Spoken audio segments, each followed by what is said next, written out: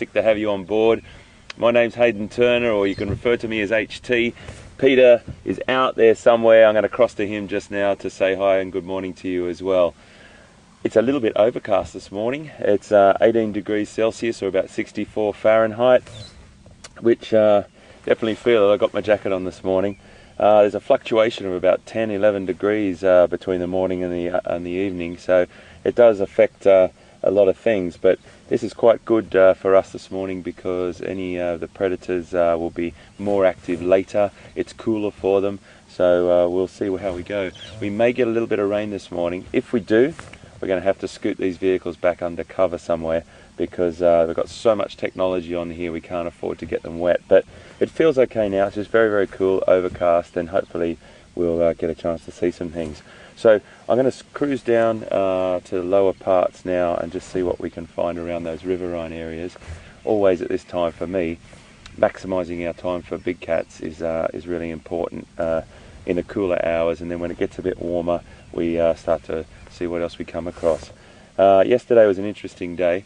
I had a few dropouts, and as I said, really important that you understand, and I know you do, that the technology goes down into some little riverine areas where we will get dropouts, and the topography isn't fantastic for us. So basically I really appreciate you sticking with us, and we're really great to have you on board. Send any questions you've got through this morning to questions at WildEarthTV, or you can tweet us at hashtag Safari Live, and we'll try to get to as many of them as we possibly can. We had some great ones yesterday and the days before, so we really appreciate it, and it's just great to be here. So if it's your first time with us, welcome aboard to your first African Safari Live, and if you're a regular visitor with us and followed us for quite some time, it's great to have you back. We really enjoy having you on board, and I think without any more talking we should get going. As we drive off, I'm going to cross to Pete and he can say good morning, and then come back to see what I get up to. Okay, hold on, let's get going.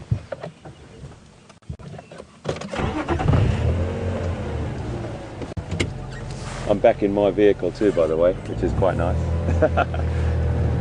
Pete has looked after her.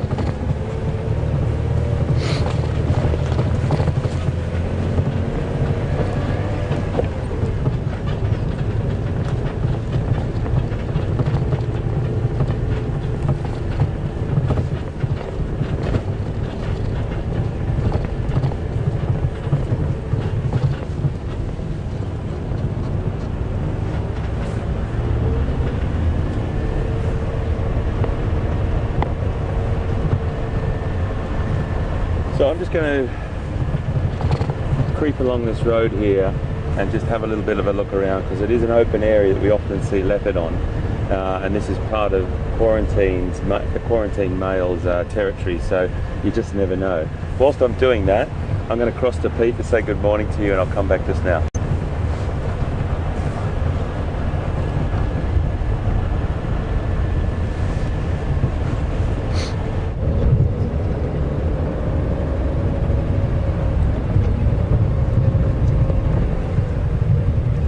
Good morning, and welcome on the vehicle here with myself, Peter, and with Brian behind the camera. It's a lovely morning, as Hayden's told you, and I was going to say a little bit overcast, actually very overcast. We've had a few little sort of sprays, if you want, of rain or heavy mist. It's not rain yet, but it might rain. We're going to stick not too far from camp for now. So I'm just checking the tracks. It's always nice in the morning to drive on one of the tracks that no one's driven. You know, there's none of the other game drives. We all take different directions, and you've got this really beautiful newspaper to read. People always call it the bush newspaper, but all the tracks so far, there's hyena tracks, zebra, obviously a few antelopes and so forth. The hyenas, we're not that far from the hyena den, so that's probably from that clan. And we're going to look around a little bit. We're going to cover some ground. HT is also going to explore a new area for him, so that's quite exciting. Arathusa side, I might join up with him a little bit that side. But for now, enjoy the drive. HT is going to take you around a bit more. I'm going to scratch around. If you find some exciting tracks, maybe we'll get back this side. It's a beautiful experience to track and find an animal, and the morning is the best time for that. So enjoy it, and we'll see you in a bit.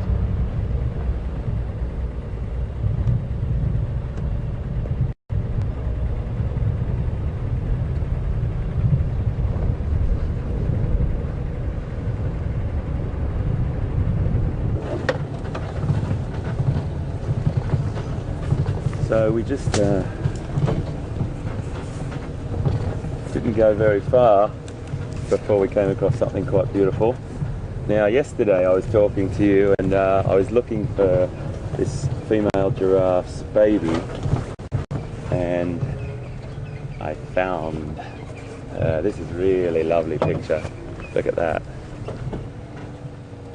I'm not going to go too close for the minute. Let's just have a look from here. There's a lovely little group of giraffe there, but look at that youngster. Now that youngster is probably only about, I'd say, 4 to 5 months old, if that maybe. I'd probably say even a bit younger than that. You can see how he's well above his mother's belly height, and they're approximately 6 foot when they're born, or 2 meters.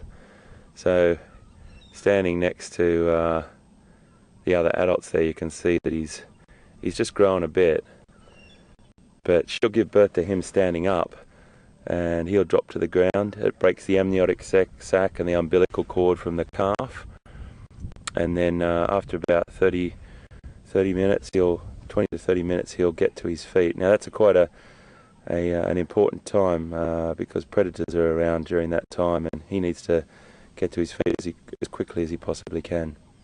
He can run there soon after once he gets his footing. It's quite amazing to watch them getting their feet, but he can run quite soon after. And the gestation period for a giraffe, I mean, most people probably know this, and the only reason I tell you this, I don't like to sort of bang out gestation periods all the time because most people know them, but at the same time it's nice to hear the length of the gestation period, and that's why the animals come out so well developed. It's 15 months for a giraffe, which is quite a long time, and that long gestation period allows the animal to develop to a very, very mature stage. Comes out, drops to the ground pretty soon after, he can stand up and run. It's quite incredible. But he's born with horns too. You can see those tiny little tufts of hair on his horns there, and on the other animals as well. I might just move up a little bit closer and see. We've had a nice look at them from this distance. In this open area here, they're going to feel a little bit more, not vulnerable, but a little bit. I don't want to go up too close to scare anyone, of course. Little guy's walking towards us. We'll just creep forward, and remember, as I always say, the animals on this reserve are very, very relaxed. Let's have a quick look at that baby.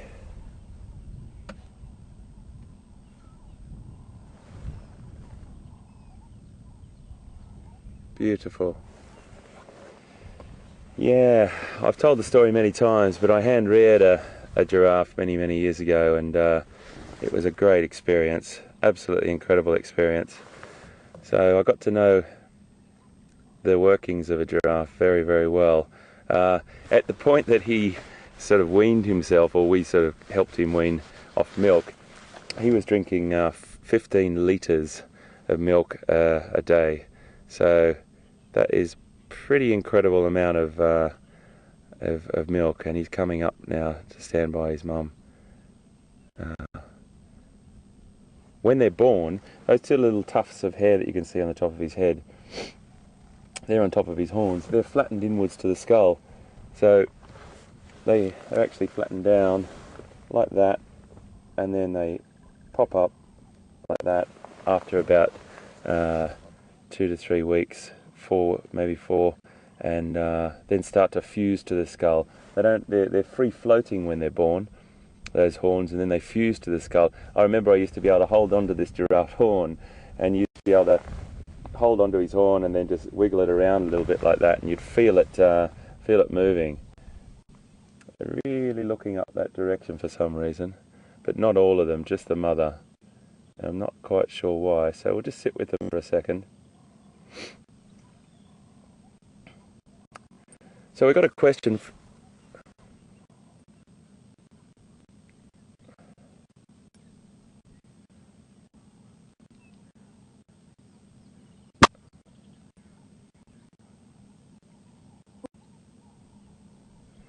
So I've just got a question from Sarah, and Natalie, her mum, has emailed in for her from California.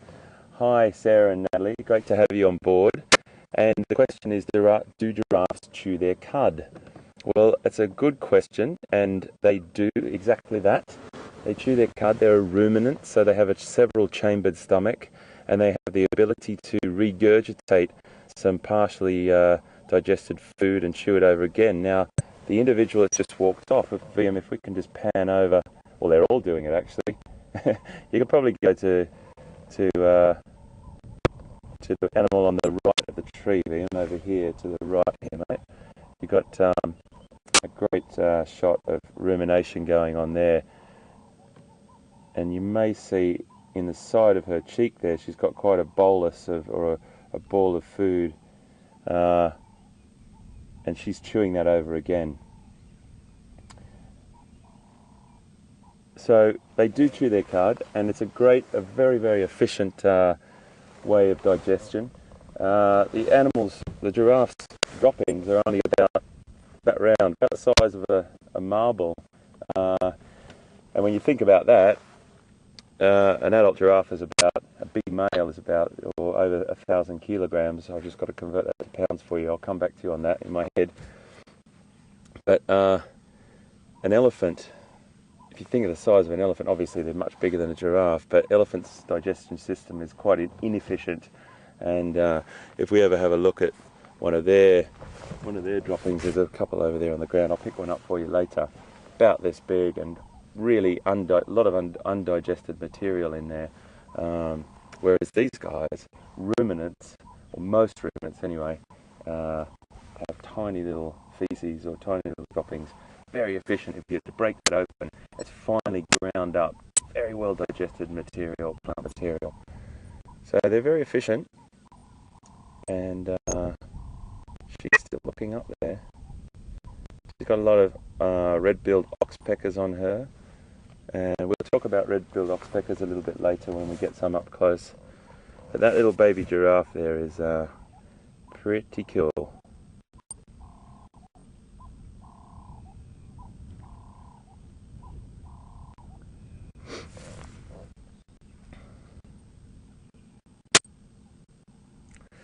So when we come across a bull giraffe, I'll show you the, oh, he's so cute, isn't he? He is a very cool creature.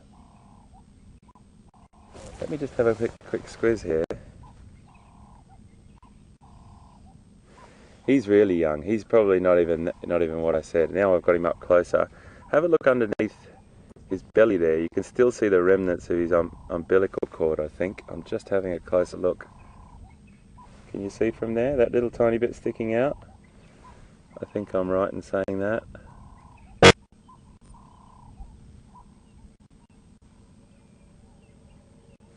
That's beautiful. Just trying to figure out who's his mum. It might be this giraffe behind, actually. Giraffes live in a very loose, I mean, they look after each other. They'll form a creche sometimes if there's several mothers with offspring, and they'll put them all down together, and one of the females will stay very close by and watch the other giraffes, and the other mothers will go off feeding. This is a beautiful encounter, but yeah, that little baby is very young actually. He's probably only a couple of months. Look at that, it is still the umbilicus there at the bottom of his belly there.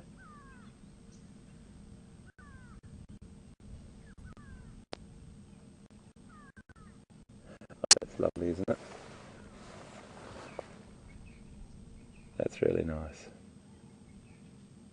They're the only mammal born with horns, skin-covered horns, other than their close relative, the okapi. I think we talked about that the other day as well. And they're in a separate family all to themselves called giraffeids. Just two animals in that, giraffes and okapi. Okapi occur in Central Africa, in a very limited range too these days, but they're an extraordinary looking animal. You might be able to look them up on online or in a book as well. That is one beautiful creature, that baby. Hey, look at him. Yeah, I think that's his mum behind there. paying particular attention. So if I convert that in my head, convert that 1,000, over 1,000 kilograms, that's, I think the giraffe males can get up to about 3,500 pounds. So that's no small creature, that's for sure. And they've got that great kicking ability that we talked about before, so that's their main defense mechanism, or to run, to escape. So they'll get away by doing that. Really nice encounter with these guys this morning. We had a question before from Eric, and I didn't get a chance to answer it, Eric, unfortunately, because we came up to these beautiful creatures. How do we protect ourselves from wild animals out here? It's a very, very good question. A lot of people think that, you know, a lion or a leopard could just leap into the vehicle. They have the ability to, there's no doubt about that.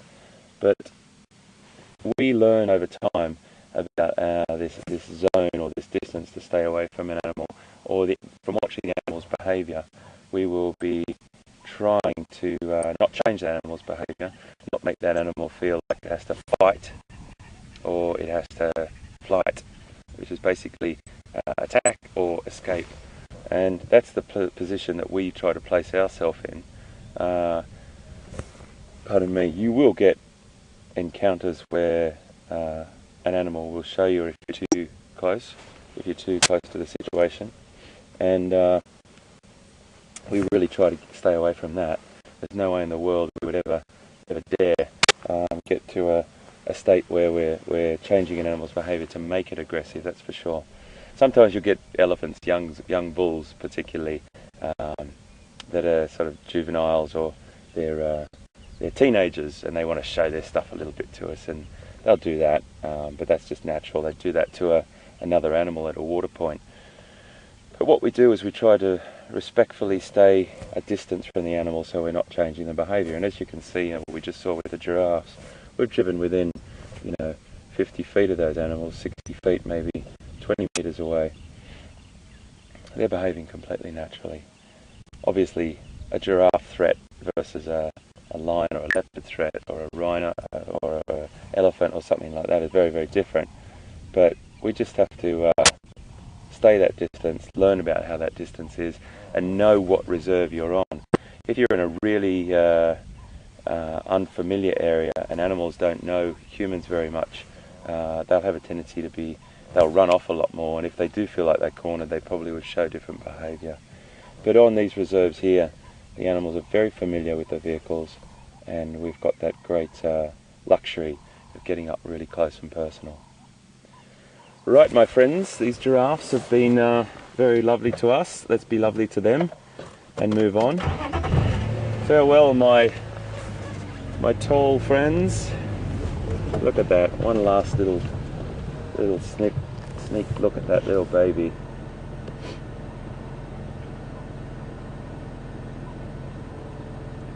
Isn't that beautiful? So they're all ruminating there, Natalie and Sarah. Great question.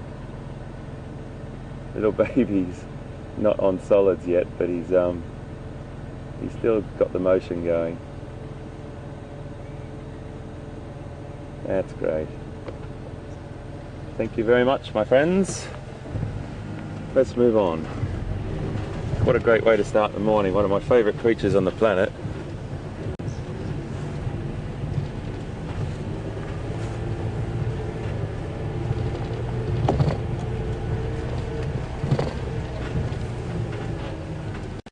Going to pop down on this little road here. There's another giraffe down here I didn't even see.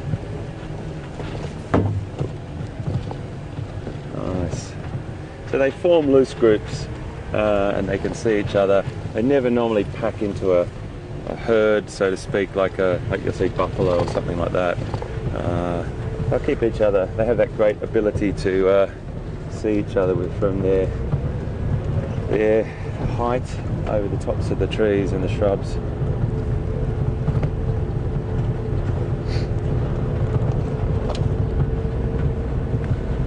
Pop up here now that we've seen those giraffes. You know what happens? Animals actually turn the drive into something you see an animal and then you end up going, oh, I'll go left again, it takes you onto another area. But we're just going to pop up here, zoom back down and head down towards the riverine area. Still beautiful and cool, probably hasn't even gone up, the temperature. So those situations that I had in zoos when I was a much younger man than I am now, they really did pave the way for my understanding of a lot of African animals. I learnt a load of information, a load of technique and a load of husbandry or care for African mammals in captivity, which took me to loads of different countries to work with the species that I looked after in captivity. And there might be a transition in the wild where you might be moving animals from one location to another, and they have to go into something called a boma. Now, a boma is a facility which would be in the wild, say on a game reserve, that if you translocated animals from one reserve to another, or a long distance away, you might have to put them into this boma, and boma basically is a word for a protected area, and just monitor them for a while before you release them into the reserve. There might have to be some quarantine that goes on, which means that we have to do some health checks or those sorts of things on the animals before you release them into another reserve to protect the current stock that's on your reserve, the current wildlife. Just watching my aerial here, folks. So there's loads of different reasons why those animals would be put into a boma, and having captive animal experience, I or any other of my zookeeping friends that I worked with, we would have travelled to Africa or Asia or whatever it was and assisted with the husbandry and care of those animals in captivity, so to speak, a short captivity. Now that happens, and it happens all over Africa. Zoos, some people, I know it's probably on some people's lips or minds right now, they play a major role. Many of them, good zoos in the world, play a major role in education, conservation, and, lastly but not least, recreation. It's a very, very important thing that zoos play that role to start people off understanding how important wildlife is and conservation is. So they do play a major role. Obviously, being out in the wild is the ultimate, but not everyone's going to be able to come out to Africa. That's why Safari Live is also an incredibly important step to getting you enthused and passionate about wildlife. I know most of you probably are already, and that's why you're with us today. But I think it's just another way that we can bring you the magic of Africa and the magic of conservation and wildlife and the environment and habitats and everything that's involved. Anyway, I'm banging on about it, but I think it's really important to understand that education is the way forward, and the more you know, the more you share, and the more you share, the better the wildlife is, that's for sure. Habitats are everything. We look after the habitat, the animals look after themselves. The animals are absolutely fine. We're the ones that have to manage the habitats and make sure we protect the habitats, and then we've got the environment okay for the wildlife. Right, I've spoken my sermon now. I've stepped down from the pulpit and gotten back into the vehicle, and let's talk and find some animals.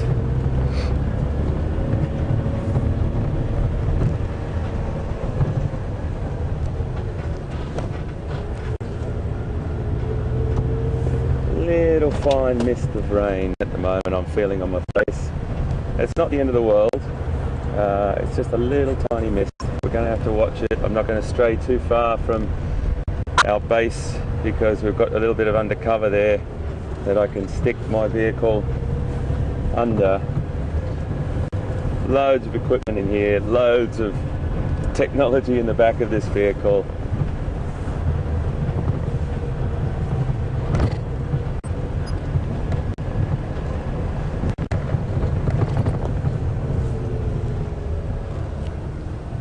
So I think we might have to, as time goes on, we might just have to be careful of our lens here. So if you do see us giving a little wipe on the lens, please understand that it's necessary. You're with us live. These are the sorts of things that happen. I'm going to pass it to Liam just to give a little wipe and see what he can see through the... You might see him as well. There you go.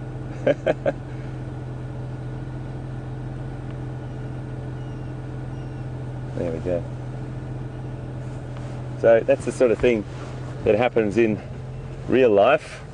You might not see it in some wildlife documentaries because we edit it out, but this is live, so you see all the things that happen with us out in the field. So Liam's with me today. We've got our vehicle back. We swap around sometimes just to get a bit of a feel of the different vehicles. You never know what's going to happen. But this is my vehicle, and we've named her Zanili. We've named her after our chef and our cook back at the lodge, because she's the most wonderful, absolutely wonderful person. She cooks the most incredible food for us, and she makes us feel fantastic. So every time I get into this vehicle makes me feel fantastic. So we thought, what a fitting name, Zanili, for our vehicle here. And she's quite chuffed about that as well. She thinks that's just a really lovely thing. She's really happy. Right, left or right? The next left or right I get to, I'm going to ask you, you can direct me. I'm going to take a left here. So if you want to tweet in, give us a tweet or an email and tell me which way to go, left or right, when I get to the next junction. I'd love to hear from you. I'm not crying, by the way. My eyes are just watering this morning from the cold air on my face. So don't think I'm getting emotional.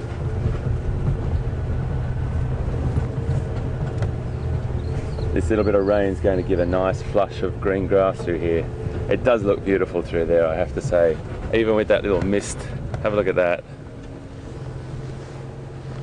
There's a really lovely little mist of rain through there. Excuse me, sniffling. A little bit cold this morning.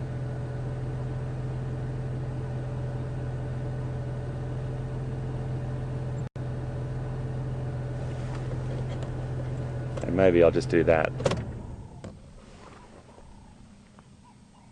We've got a few spots of rain on our lens again there. I do apologise, we're going to have to do this a few times this morning. I'm just going to keep driving until our control room tell us to come back. That's probably the best way forward. And if we're just getting too much rain. But you know what, stick with us, everything's fine at the moment.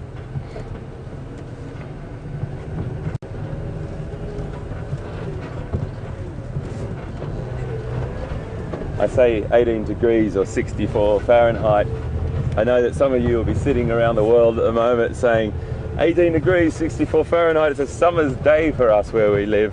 So sorry if I'm sounding a bit soft there, but I do have the warm jacket on. When we work down here in Africa, we feel the cold, us boys. It's a bit chilly for us.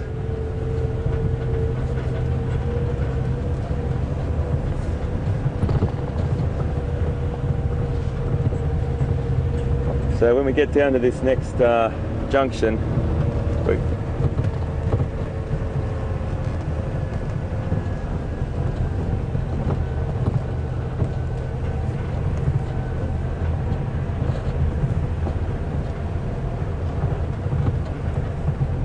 see which way we'll go.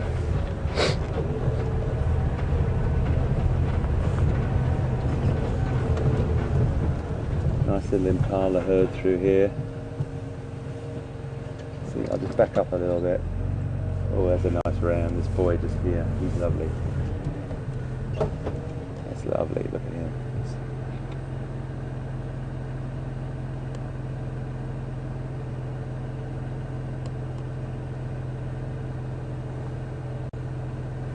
Beautiful.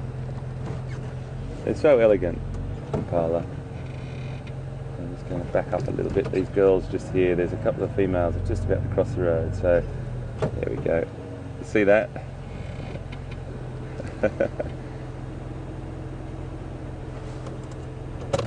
I'll just turn off because they're crossing the road in front of us here and I want them to have the space. But one of their classic sort of behaviours is when they do get out in the open there, if they are a little bit feeling a little bit exposed, they'll do that lovely leaping across the road there. She's walking gently. She might just walk across. She might be a confident female, but some of the youngsters leapt across the road a second ago. So the females don't have horns and the males do, but a lot of these older females are in calf, in lamb at the moment, and they will be lambing shortly. As I said last night, I think we saw our first lamb a couple of days ago, so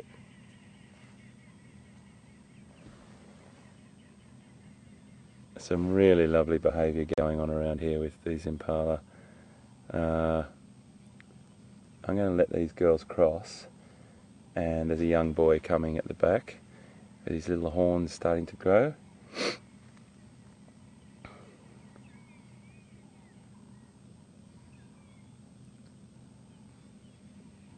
I'm just going to roll down a little bit further because there's a bit of behaviour going on with a bunch of boys down here. They're prancing and dancing around. I don't know whether they'll carry on, but there was a lot of... They might just settle, I think.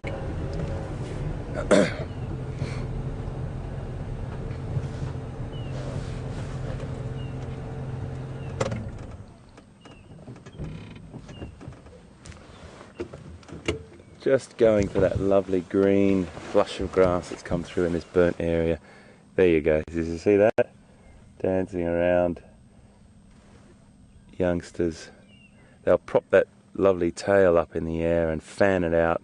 It's a big display of, well, they'll definitely display it when they're rutting or they're going into a dominancy display. But sometimes it's just a bit of frolicking fun, and the young males will wiggle that tail, just put it right up in the air and fan it out. It does look fantastic. If I do see it again, we'll definitely stop and show you. Lovely fresh breakfast for them. So we'll move on.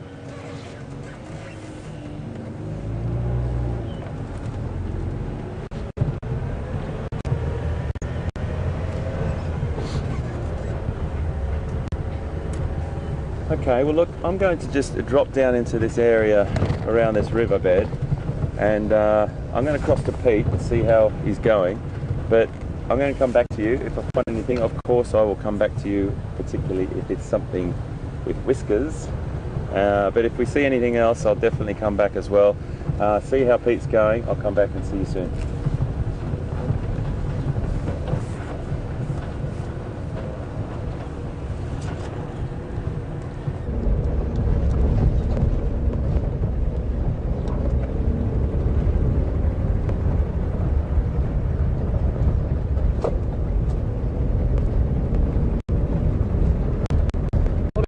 Back this side, we've just been covering some ground. We've got some nice wildlife. Some giraffes, some impala. I know AT loves giraffes, so we'll have some long conversations about them. Or shall I say tall ones? I'm not sure. We're up here on what's called Drakensberg Drive. It's one of the long roads on the sort of eastern part of Gowrie or Voyatella. And normally you'd be able to see the Drakensberg Mountains from here, which is why it's called Drakensberg Drive. But today it's very overcast, and you probably, well, not probably, you can see on the lens there, it is drizzling. It's not drizzling, it's very heavy mist, but it is getting thicker. We're actually slowly heading back towards camp because as yet these vehicles aren't really prepared for rain. As you can imagine, to do what we're doing, there's a lot of electrical things and transmitting things and receiving things, and generally things that don't work well with or in water. So we're going to continue on, but if it gets any thicker, we might just close everything up and switch everything off, so at least we know the electrics can't be playing up.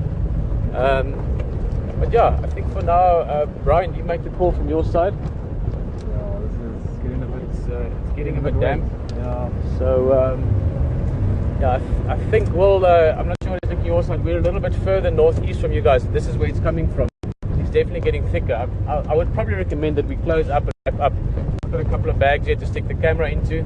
Luckily, Brian and myself are waterproof by design, so we should be alright. But I think that might be the better thing for now.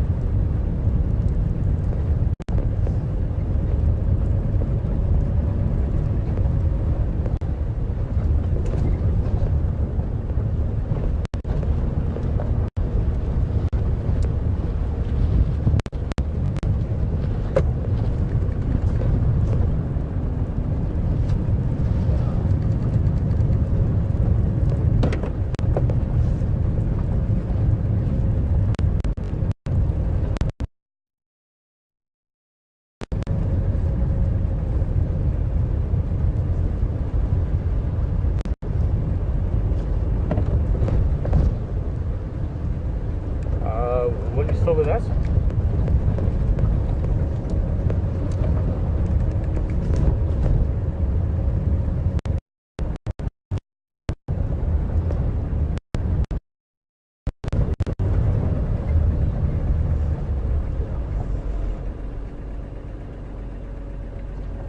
Are you still with us, Will?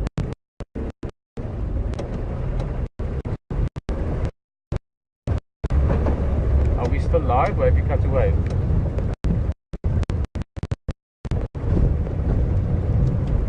Copy, I'll give you a... Guys, you heard that?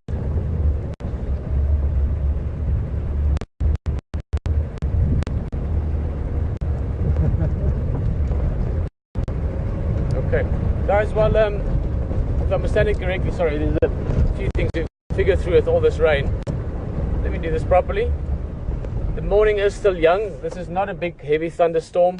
It's not a typhoon. Good luck to the guys in Japan and that part of the world suffering with some severe weather. But from our side, for myself, Peter and Brian in the vehicle, we're going to close up for now, wrap everything up, keep everything dry, and we'll see you maybe a little bit later. If this dries off, and we've still got a good 2.5 hours left, so I'm not saying it's impossible. I think, in fact, it's quite likely that this will dry off and we might be able to go out a little bit later. So see you soon.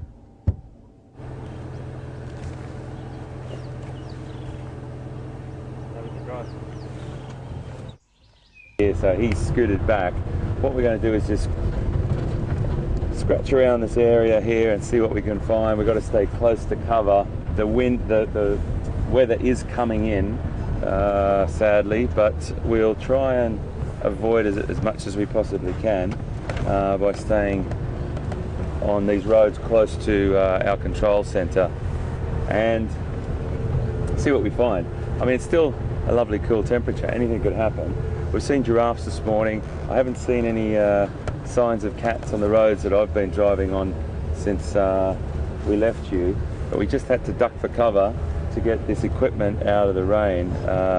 It's really, really important that, because this is such a technical exercise, any little glitch with moisture or anything like that, particularly if it came down heavily, we just have to completely disappear from the scene and get these vehicles under cover.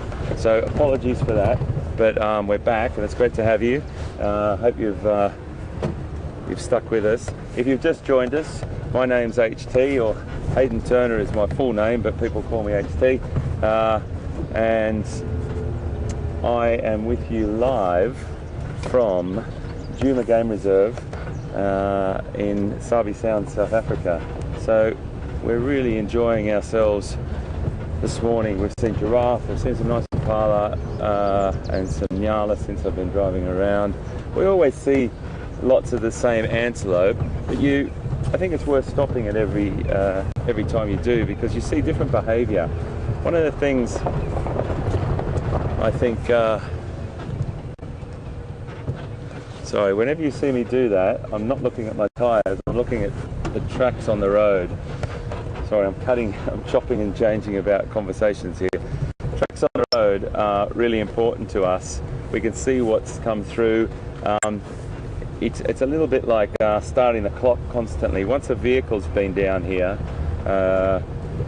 we know that if I just driven down here now and then I turn around, do a big loop and then come back up here, and I know they're my same tracks and there's leopard's prints on there, leopard spoor, what we call leopard tracks, I'll know that that's happened in the last sort of half an hour since the last time I've been here. And you start to use this power of deduction about when the animals were here. For example, if there's been no vehicles driving around the reserve since 7 o'clock once we cut off, we know that those tracks on top of ours are between 7 o'clock and when we've come back. So you get this sort of power of deduction going and figure out what animals are where, and you're constantly doing that. So back to what I was saying. What was I saying? Ian, what was I saying? Beams has got no idea. They never listen to me, these guys. It's really important that we stop at the behaviour, that's what it was, and look at the different behaviour, because all the antelope will be behaving differently. And you might see some courtship display, you might see some territorial display, and that's great. Always very interesting. It is a great temperature. I still think it's around 18 or 19 degrees. So very comfortable for cats, very comfortable for everyone actually. A little bit chilly for us humans. Excuse me, please.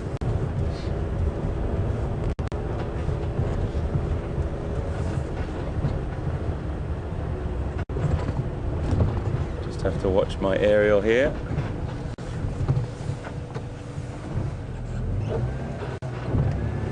We're going to try and stop and see birds along this morning as well, if we can. I'll try and point out a couple of quintessential bird sounds, particularly African sounds that remind me always of the bush.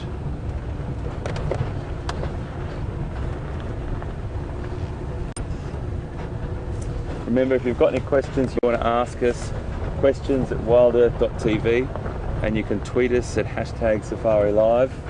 It's always a great way to get us some what your thoughts are. Excuse me. Just have to watch my aerial again. Got the big aerials that stick out of the back of the vehicle here, and they're up about 3 or 4 meters to send back the signal to our control room, which then all comes to you, which makes you feel like you're here with us right on the vehicle, and that's what we want. We want to make you have this experience live with us, driving down these roads and just wondering what's around the next corner.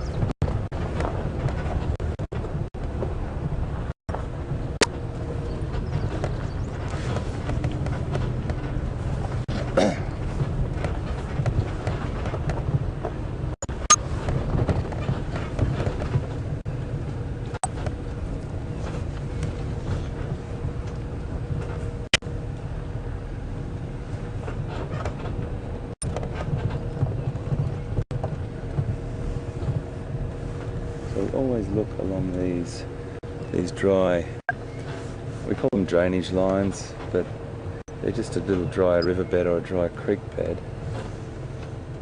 It's always a nice little spot just to have a look to see if there's any tracks from predators.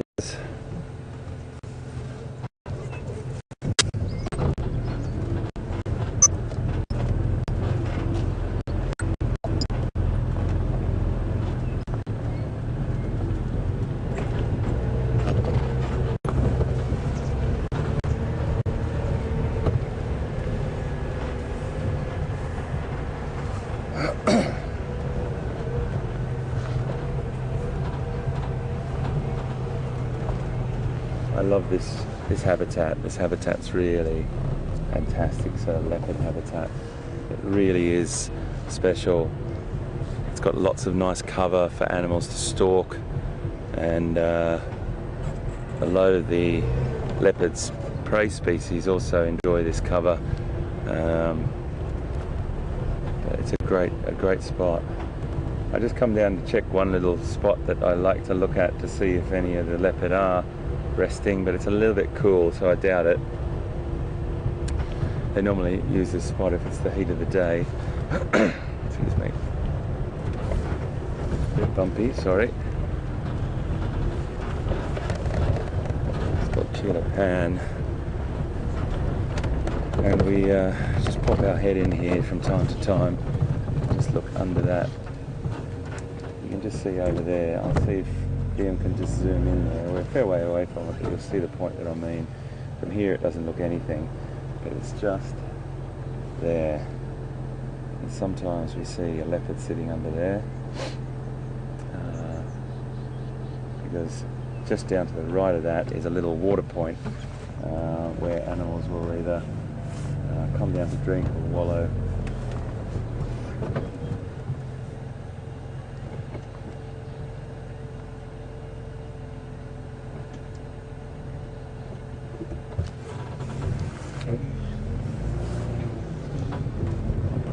So I just got a message from Pamela on Twitter.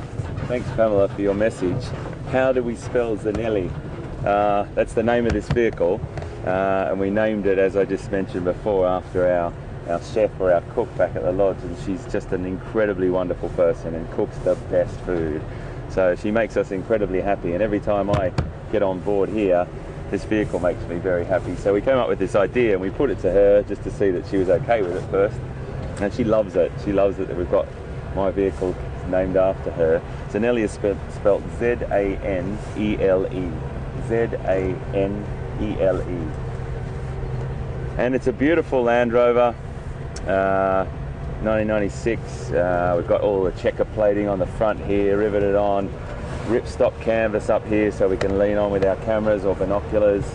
We've got a monitor in here, we've got microphones, lights, massive aerial sticking out the back, the camera set up. We've got loads of tech in the back of the vehicle as well. It's a proper toy. It's fantastic, and I tell you what, it just delivers. Pete's vehicle is exactly the same. They've both got their little own idiosyncrasies, you know. They've got their own sort of quirks. I've got a squeak in my front wheel at the moment that wasn't there when I lent it to Pete, and I've got it back from Pete, and it is there now. I'm going to be having words. They're just fantastic, really great, customised. We've taken the roof off, cut the roof off. We've got no windows, we've just got boards down the sides. There's no windscreen, there's no windscreen wipers, so it's pretty exposed, but they're just beautiful, and you really do fall in love with these cars. There's a big bench around the back for the cameraman. BM can slide around all around there and get to any angle. We've got ripstop canvas seats. It's a 5-speed gearbox. It's just great. Not that I ever get out of second gear really, but they're just fantastic. We love them to bits. We take a lot of care of them. That's why we rip them out of the rain. As soon as we get the first drizzle and they go under canvas, they're all covered up at night. Yeah, love them.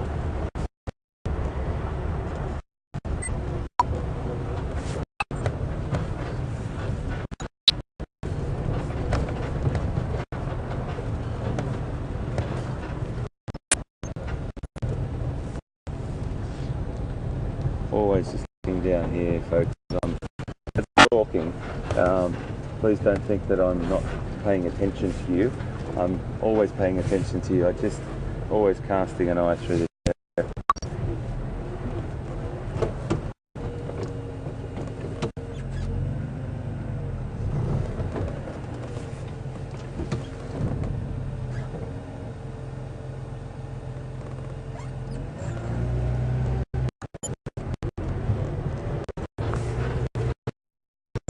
It's fantastic at night when we get back to camp.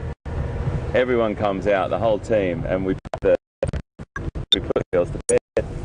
We tuck them in, we put their covers on them, we tie the covers down, we give them a bit of a stroke, we tell them to have a good night's sleep, and we get them up in the morning, fill them up with their fuel, and then off we go every day. There's a lot of TLC that goes into these vehicles, a lot of tender loving care that goes into these vehicles. Left or right?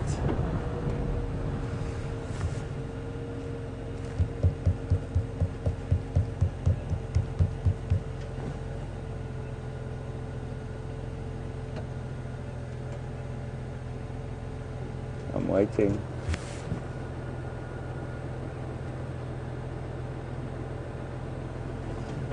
Janet in Nottingham, England. You got it. Right we go. Well done. Thanks, Janet.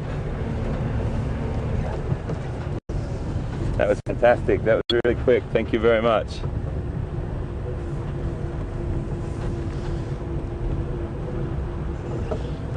I just want to go back to this plant here. These acacias, we've got loads of different species here, but I might go up to one that's a bit closer actually, a bit bigger. When I stop at one and I see an acacia, I just want to talk to you a little bit about the thorns. And we did talk about it the other day, but for people that have just joined us, a lot of the acacia species in Africa, they have very, very large thorns on them. Here we go, there's a nice one here. Here we go, look at that one.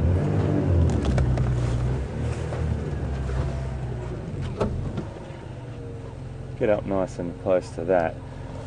And they supply a fantastic food source for loads of different animals, but they've also got a great defense mechanism, which is those thorns, as you can see. They're like needles. They really are like needles, and I guarantee you I've opened my finger up on those many a time when showing people. But that thorn is a modified leaf. It comes out of exactly the same place as where the little leaflet comes out of the plant, and the plant over time has modified itself. Obviously the ones down on the little dead pieces, old thorns down here, but these ones on the growing pieces, if you cut into this bit here, that's a nice new thorn there in that green part. So the plant's modified itself. We did talk about it again today. I'm not trying to repeat things, but just to bring people up to speed that it's really important that we understand about how the plants work and how the plants fit into the ecosystem, because without the plants we wouldn't be here. We can't just think of it as one big green space with loads and loads of different animals in here. The animals are here because of the ground up, and that plant has modified itself with those thorns to protect itself from browsing animals like a giraffe and kudu and other species, and the animals then make their way around it by modifying themselves over a long period of time. And the giraffe tongue is a classic example, like we saw this morning. When we do get up to a giraffe that's feeding, I'll show you a little bit more, and we can talk about it a bit more. But I just think they're so beautiful, acacias. They're a really beautiful shrub, and there's many, many different species, and we'll go into that another time. But I'll probably use the word quintessential a lot. I do use it, I probably overuse it, but they are, to me, really great plants.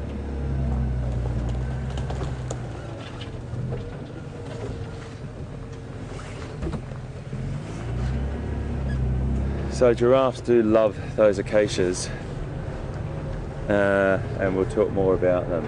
We just got a question from Jan in Indiana. That's fantastic, Jan. I don't wonder what temperature it is there. Thank you so much for your question. It's a very, very good one. These are great questions, guys. These are the sort of questions that make our journey, and this is exactly what would happen on a safari drive. Someone in the back of the vehicle would ask a question, and you go off on a bit of a story and a bit of a tangent as you're driving along. If you're not seeing a load of animals, you start to create this beautiful sort of journey together and ask loads of questions and then I ask you loads of questions. But Jan in Indiana asked if I've ever seen a difference between giraffes in captivity and giraffes in the wild, and I definitely think you do. One of the biggest things I think is that in captivity you have to make sure you behaviourally enrich the animals. In the wild, giraffe have an unlimited supply of food in most areas. I suppose that always can vary, but when the food supply is abundant, giraffes can pick and choose whatever they want. In captivity you don't have that luxury, unfortunately, to cut all different types of what we call browse. Now browse is a term that we would use or refer to meaning food for the giraffes. In captivity they would be fed a majority, or the bulk of their food would be lucerne hay, which is the hay that you would feed horses or cattle or the like, and majority of it would be that. We used to put up for about 7 giraffes or 8 giraffes, we put up about 3 or 4 bales of lucerne hay into their hay rack. Now that has to be put up high as well, you can't put it on the ground. Obviously giraffes don't feed off the ground. So we would do that, but then I think in the old days in zoos, when people used to just throw food in, times have changed dramatically. There's whole departments in zoological institutions now that are specifically there for behavioural enrichment. And basically what that means is to enrich the animal's behaviour by creating really interesting ways for the animals to eat, emulating what would happen in the wild. So what we used to do is we put these trees in. They used to be living trees, but they were sort of dead trees. But we put them in the ground, we concreted around them, and then we put these ropes up, and we would hoist different species of browse up in the tree. And they did love that. They really did, because I think going into a giraffe house just every day and browsing on lucerne hay wasn't probably that enriching. So we used to do that at different times of the day. And they really did start to show much more natural behaviour, in the sense of one would be in the house feeding, and then one would be over at a tree feeding, and then one would be at another tree feeding, whereas when it was all just in the house they would be all bunched together, and what we used to see is a little bit of dominance in there, butting each other and pushing one out of the way to try and get more food. So spreading it out like that in captivity, we learnt from the wild, and we improved the behaviour of the animals in captivity. So if that answers your question, I hope it does. But it's a really great question. I really appreciate that sort of stuff, because I draw on a lot of my knowledge from my captive work, and now in my wild work I sort of see those similarities, so I'm glad you did as well. Thank you very much.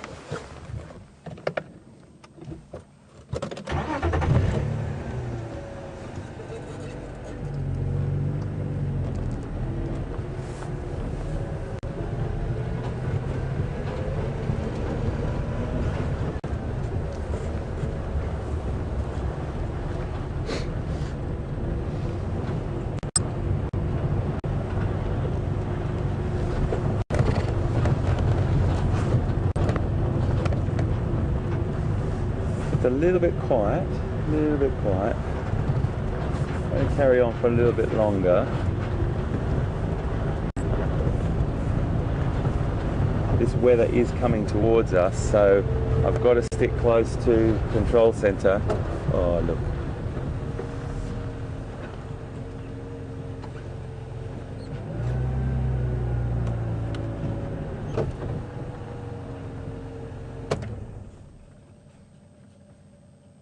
So beautiful. Absolutely beautiful.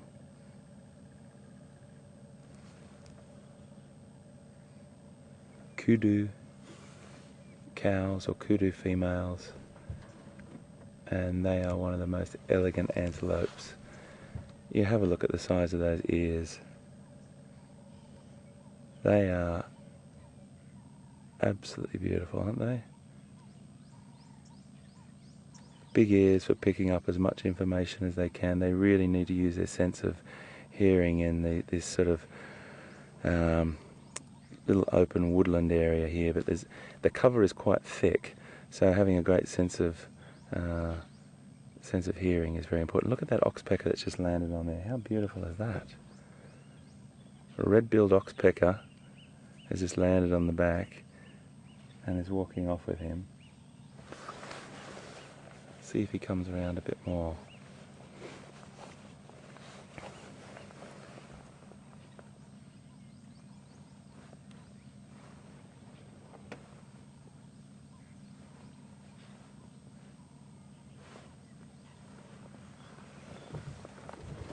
Let's move up a little bit further and see.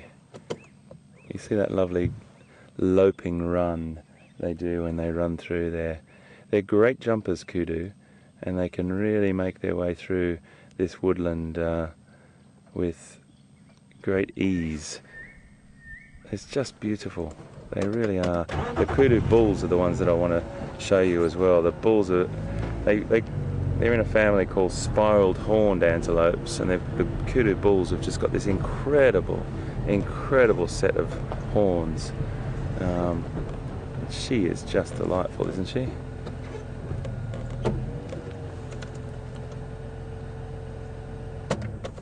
You can see that side stripe as well. That side stripe there is another, just like on the Nyala and other species, to break up the body shape in that dappled light.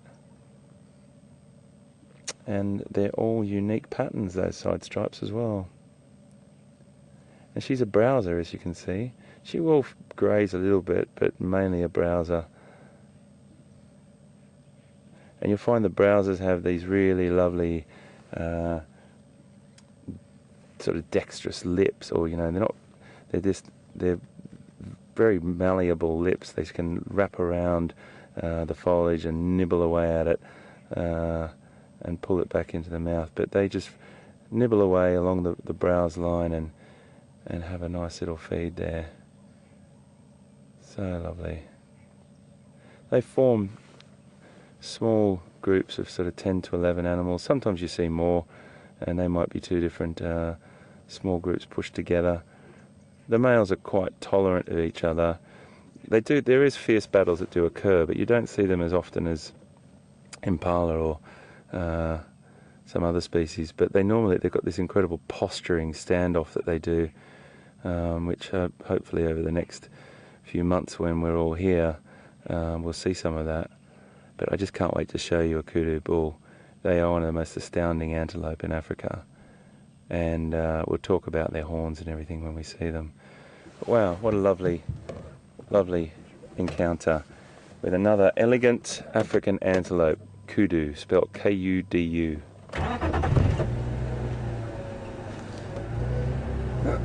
Excuse me. Now we had a question from Jan in the Netherlands. Thank you, Jan. Good to have you on board, about the game reserve itself and whether it's a fenced game reserve. Well, the answer to that is no. It borders other game reserves, and the animals free flowing through, and that's one of the great things about working with all these different reserves, that work as a team to open this up to a really wide range for animals to move through. And that's what elephants need, that's what a lot of the cats need, or particularly the lion and African wild dog and things like that, will need large home ranges. And by opening these up and having one massive fence around the outside of many different reserves, obviously you have to have a fence at some point. You can't just let animals free range out onto the roads or major roads and things like that, but you can have all your reserves on the inside with a common understanding between all the different owners of the reserves, or whoever that is, and make sure that everyone works together for the common good. This has been a nice little couple of 100 meters, hasn't it? We've got kudu and now beautiful zebra. Again, just picking that green pickup. I call it pick. I just mean food. And he's just feeding away on this. It's beautiful green, lush, nutritious grass that's come through after this has been burnt out. Now Donna in California, hello, how are you? Nice to have you on board, Donna. You've just asked me a question, which is a good one as well, and it might sound like an obvious question, but it's a great question to ask, because it shows people the difference between what we're talking about. We refer a lot to browsers and grazers, and Donna, your question is what's the difference? And it's a very good one. We're looking at a grazer right now, I'm going to just move back a little bit so Liam's got a bit better shot, or move forward might be the go. You're looking at a grazer now. This is a grazing animal.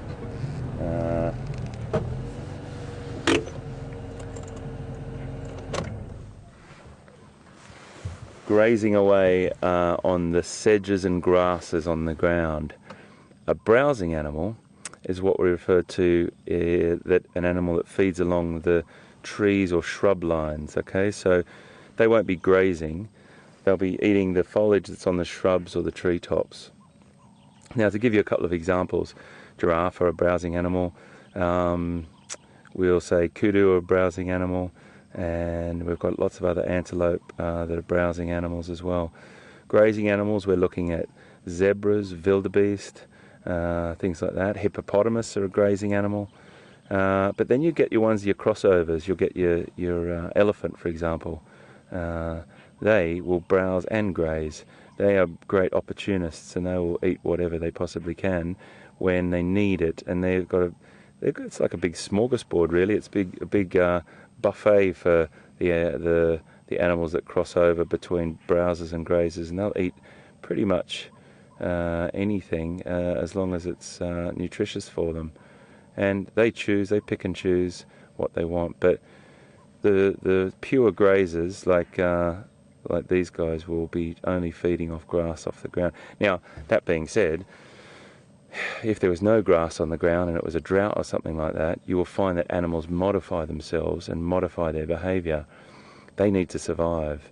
They just need to eat whatever they possibly can. And you might find that zebra will start to eat some foliage off a tree. It doesn't happen that often, but if food is tough, if times are tight and tough, you will get animals that will change their behaviour just to survive. Lovely. Lovely, lovely. Let's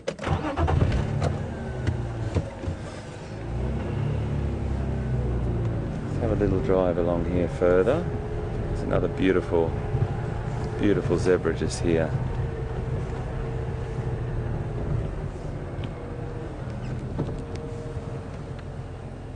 Just stop and have a little look at us. I'll just give you a little look-see there.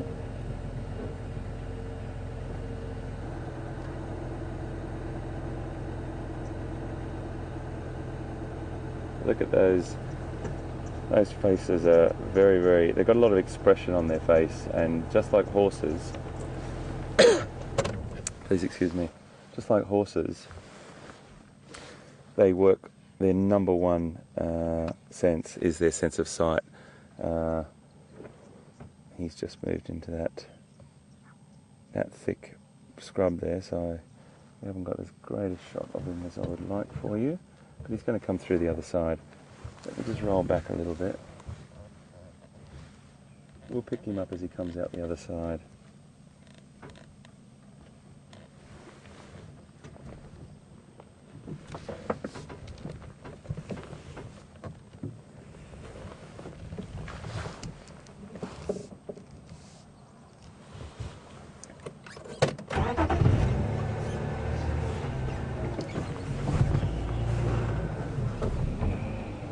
Just going to stop and have one more look at us on the road there. You see?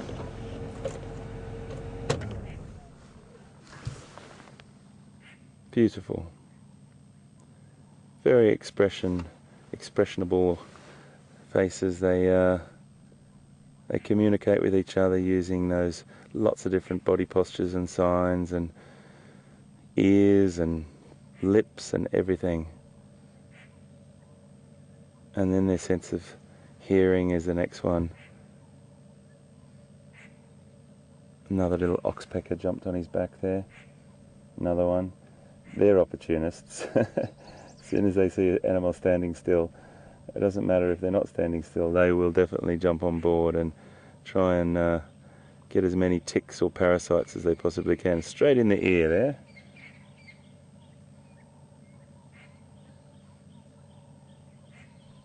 So another animal spa treatment here from Djuma Game Reserve. The oxpecker spa treatment. They're great. Those birds have got incredibly sharp claws which allow them to hang off the animal's hair. And we'll have a look at them up a bit closer another time.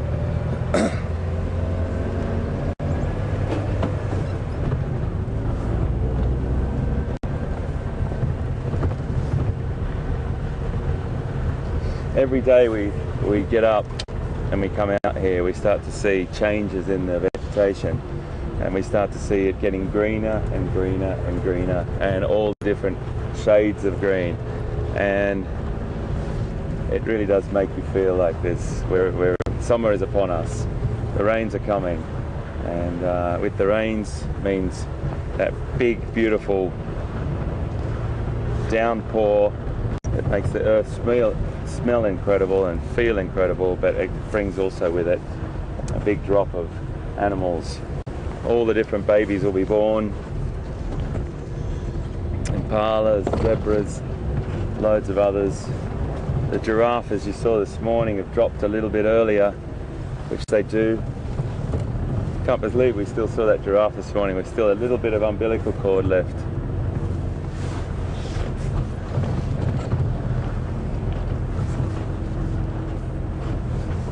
Why do you think giraffes are 2 meters or 6 feet when they're born? Tweet me. Tell me if you know the answer to that. Why is a giraffe 2 meters or 6 feet when it's born? If you know the answer, let me know. Here's a lovely little... Remember we used that word before, spore? Spore just doesn't refer to tracks and signs on the ground. We can have a look also at this mud on this tree just here. Okay, have a look just on the side of this tree here. You see this mud? It's not very obvious, but there's loads of mud there on the tree. And that's where an elephant has used it as a big scratching pole and given itself a big rub there. And the elephant's had mud on its body, and it's just had a nice big scratch, and then moved on. Always great to watch.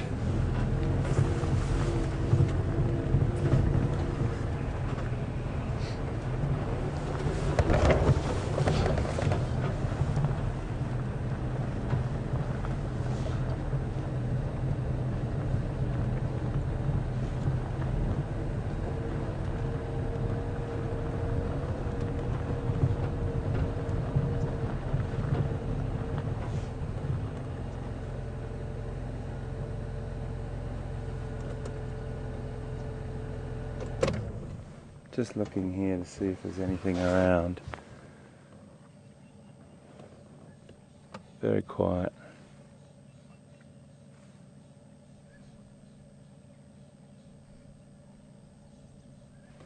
Very quiet. There is a hippo in here, but I'm not sure if he is in here right now or still out feeding. Way up the back there, way up the back. I've just spotted a warthog, still grazing, close to this waterhole.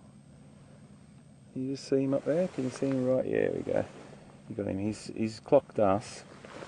He spotted us, but he's down on his little knees there, I think, grazing, which is what they do. Is he walking? No, he's standing up, I think. So he would be grazing just there on that beautiful grass as well. When times get tough, warthogs are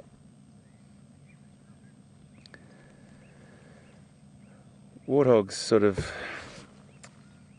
are survivors, but they do in a real drought. They really do suffer because they will dig for tubers and things like that under the ground, but they can only survive for so long without the food. Everyone thinks warthogs are super tough. They are.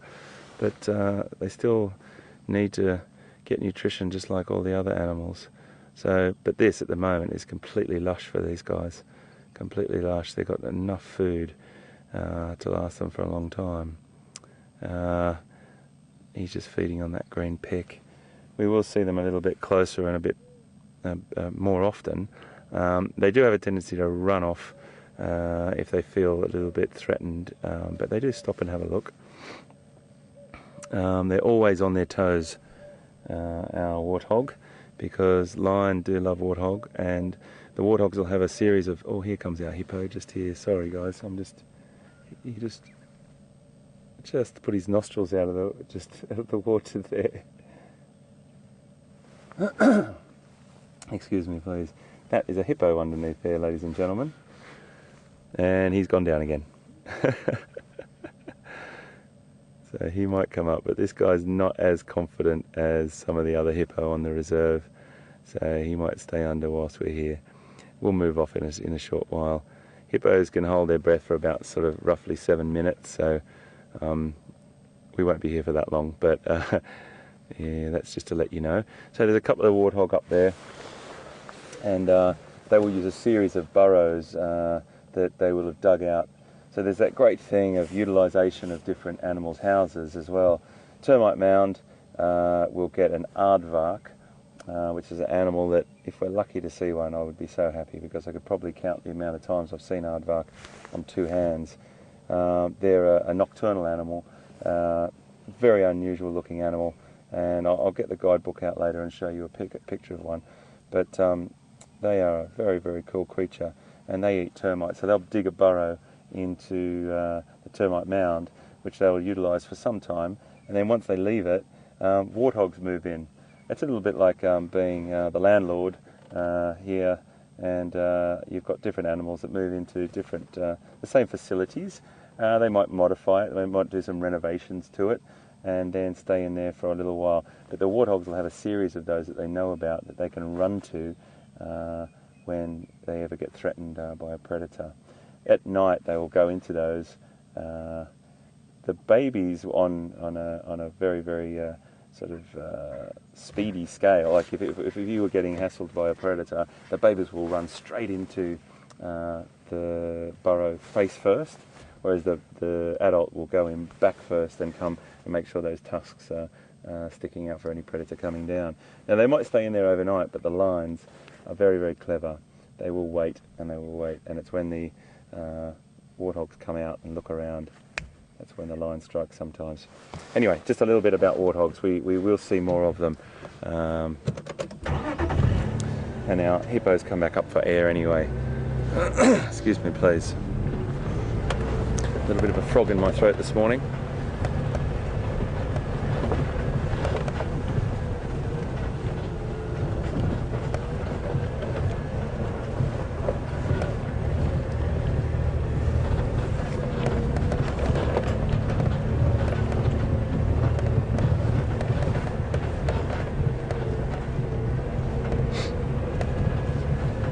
I was talking to Pete this morning, and Pete knows so much about the leopard on this reserve because he's been here for so long and been coming back and forth for so many years and used to work here, and he's always teaching me about the leopard, and he's such a great guy to share that information. It's just these fine little details. We looked on this morning at one of the pictures on his camera of quarantine. He's pointing out these tiny little details for me, and that's the sort of stuff what is so important, that you share this information, and he's a fantastic guy for doing that.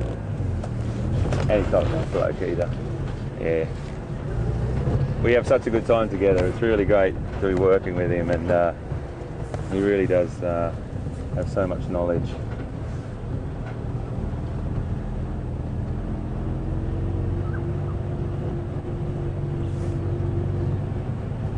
Very quiet up here.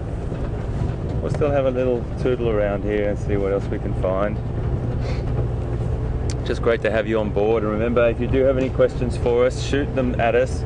We get to as many as we possibly can.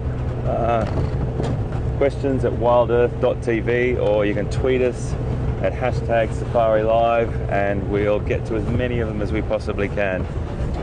We're coming in from all over the world, which makes you feel fantastic when you're on board this vehicle, because for me to know that we're talking to people in Australia, Finland, California, Indiana, Netherlands, it's just amazing, absolutely amazing. The vegetation's changing a little bit now. It's a bit sandier up here. Excuse,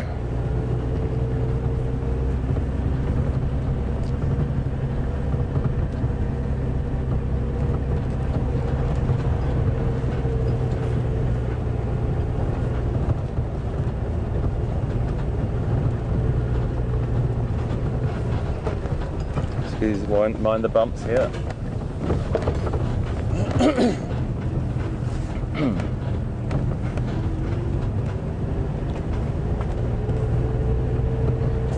I say that Pete's a great guy. He's put a big squeak in my front end here. I'm gonna have to have a word.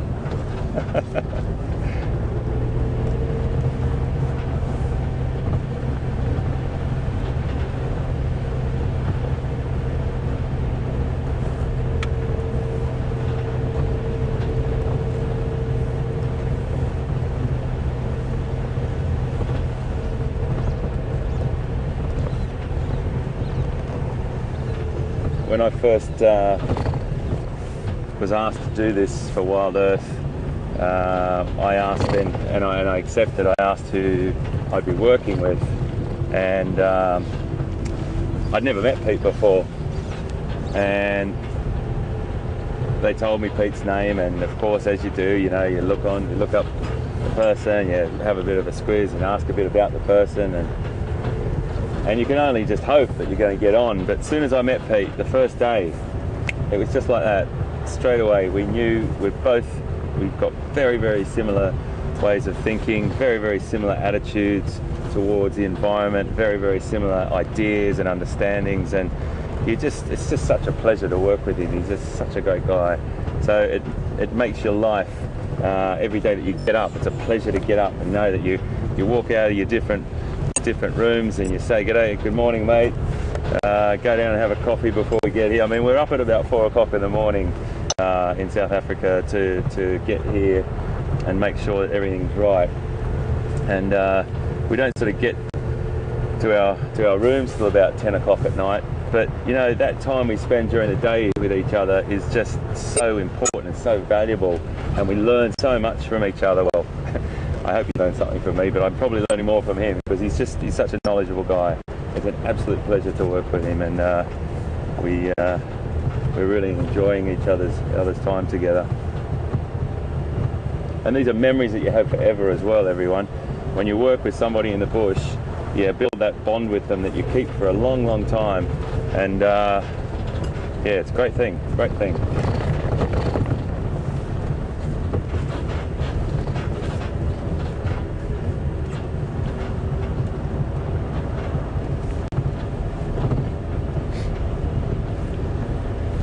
So I know for a fact when I left Pete, I saw him before, he was drying all his equipment off from the vehicle. So he's going to be out very soon, and we'll go across to him when he does get back out. He's just got to make sure everything's right on his car. And his car's name's Djuma.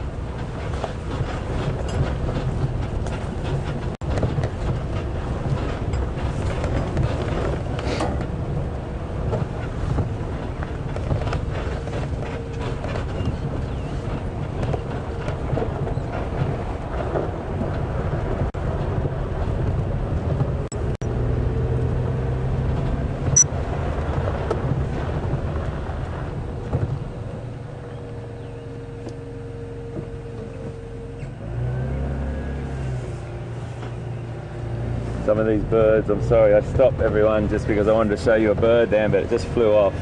Some of the birds are very elusive, and if I don't get a really good shot of one for you, it's just not worth me talking about this little black dot down in the foliage down there. So when I do stop for birds, I want to make sure the shot's like quite nicely set up for you so you can see it clearly. I'll always show you on my app as well. Now, the other thing is I wanted to talk to you about that app. There's loads of different apps online. You can go to the App Store and have a look. Oh yeah, now there's a bird. Now this is a tricky one to shoot. Now I'm not going to turn my car off, because as soon as you turn the car off, they fly. And this is a lilac-breasted roller, and we're lucky. Oh, he just dropped down to the ground there and got a little insect, and another one.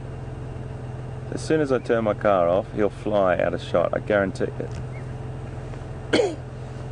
I guarantee it. He's having a lovely little feast there. Lilac-breasted roller. We'll just stick with him and watch him for a second.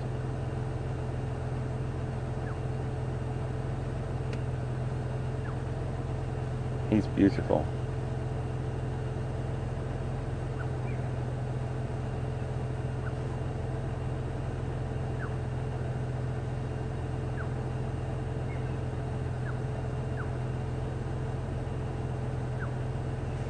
Really lovely. You don't get to see them like this very often. I'm not going to dare move because he will fly. So please excuse, I haven't given Liam a very great shot there. He's flying up to a tree there. If we just go along a bit, we might get a little shot of him. He's taking off over a bit further. We've got some lovely, lovely vision of him though then. He's still over there. He's just flown up in a tree. Come and have a look with me on, he's flown off now. I've got the app here. So let me just get him up for you. Let me turn this engine off. And this is what he looks like. He's got this beautiful, just let me get the reflection off for you, beautiful turquoise crown and a lilac breast and these lovely pointed outer feathers on the tail here, like they're like streamers that go down, and that's what they look like in flight as well. Now this is the great thing about this app. We didn't hear him just then, but we can hear what his call is like now.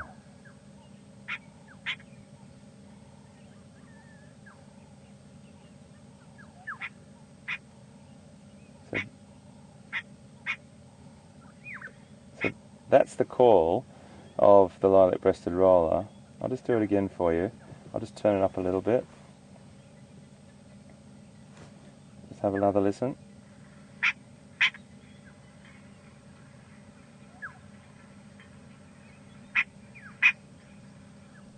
So that's a lilac-breasted roller, and that's another of Africa's common residents. You see them all over the place. You have to stop for them. They're just the most beautiful bird. The colours are exquisite. The apps that I use, you can find free and easily on, not free, sorry, easily on the internet. Most of the good ones cost a little bit of money. Have a look at them. There's loads to choose from. But the ones that are referring to the birds of southern Africa is the ones that you're after. And I love books. I love books so much. I always carry books with me. I've got books here now that if you need to find a birth weight or a bird, particularly birds, because there's so many African birds that are about this big and about that are brown. And sometimes you just have to think through binoculars, is that what I think it is? And you have to refer back to your bird book. But one of the things I love about the technology, and I love technology, and I think moulding technology with wildlife is incredibly important, and we'll talk more about that, loads more about that later. But having the apps here as another alternative are great, particularly if you've got a family and you're doing a self-drive yourself, which you would do because it's a self-drive. You can show everyone that and show them the call. The kids relate to it hugely. Kids can be looking for it and trying to identify it with mum and dad or whoever as well. But the great thing that the apps have that the books don't have is the calls. And a lot of time in Africa you can be driving through and you'll hear these distinctive calls, but you don't actually get an eyeball on the bird. So understanding the calls is very, very important as well. The song and the calls of the birds make an incredible difference to your bird knowledge. But that was a lilac-breasted roller. Lilac-breasted roller.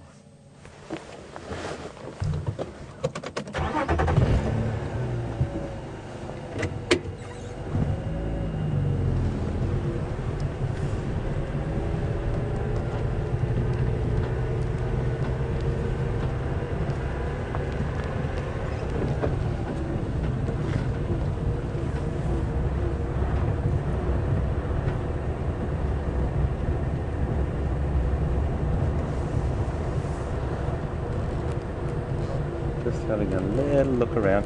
Temperature's risen maybe a degree, if that. Still cool breeze I can feel.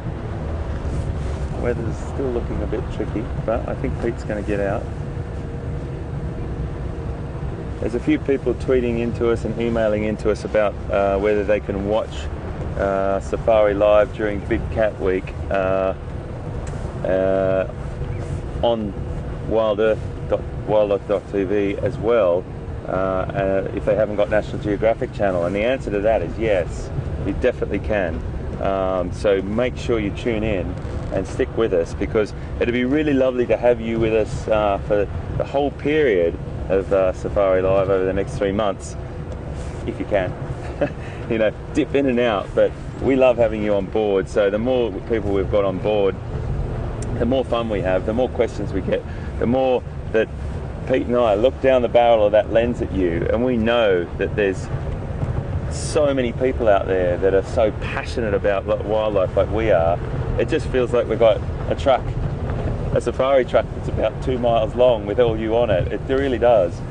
And Pete did say to me, wait until you go live.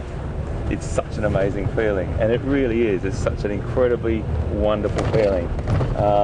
I said it before, I said it a couple of days ago. This is I've worked for National Geographic pretty much since 1997, sorry. On and off, I worked for them for a long period of time, then I had a break, and you know, I've come back. They're a family to me. I love National Geographic to bits, and I've done loads of different things with them. But this whole thing about being live, working with Wild Earth and National Geographic together, is one of the most incredible experiences I've ever had. And it's a great privilege for me to be with you. It really is. It's a humbling experience, I have to tell you. Oh, I think we might just go and have a look at the hyena household while we're here. They may move on as well, so not because of us. This is common practice with a habituated group of animals. We would never harass them. Hyenas move from den to den once the parasites in the den become too heavy. They might move on, and then they might come back to this den another time. But we just go up and have a look.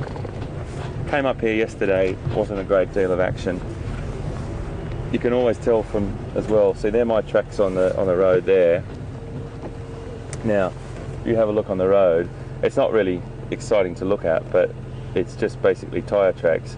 I can see there's no hyena tracks on there now, and I am probably going to put money on that there's not going to be animals there. Now, that being said, they don't always use the road to come to. It's not like they use the road as a pathway always. They might come in from a different direction, but I'm having a guess that if they would have gone down that way, they would have come through on this road. Say that, but you know what?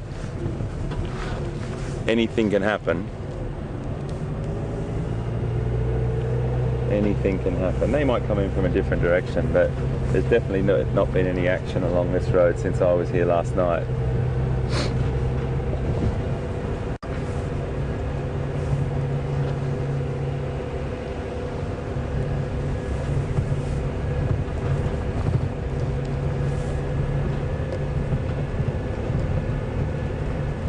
And always approaching nice and gently.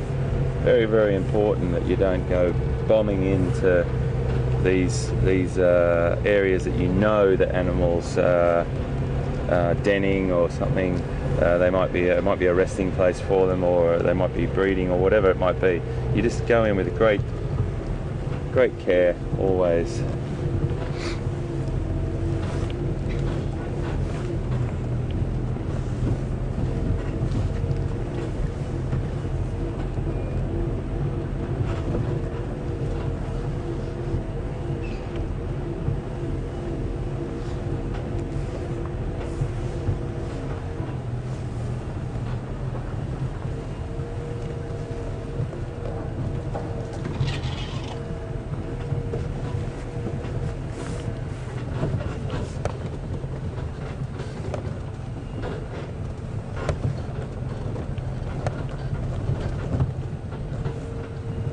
Very quiet on the home front there. Very quiet.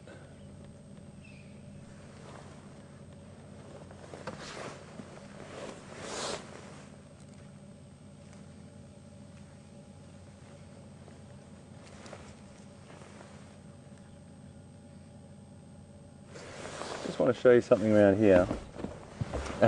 Okay, I hope you've had your wherever you are in the world, I hope you've had your dinner or your supper or whatever you're eating, because I'm just about to talk about droppings. If you can just see past me there, have a look.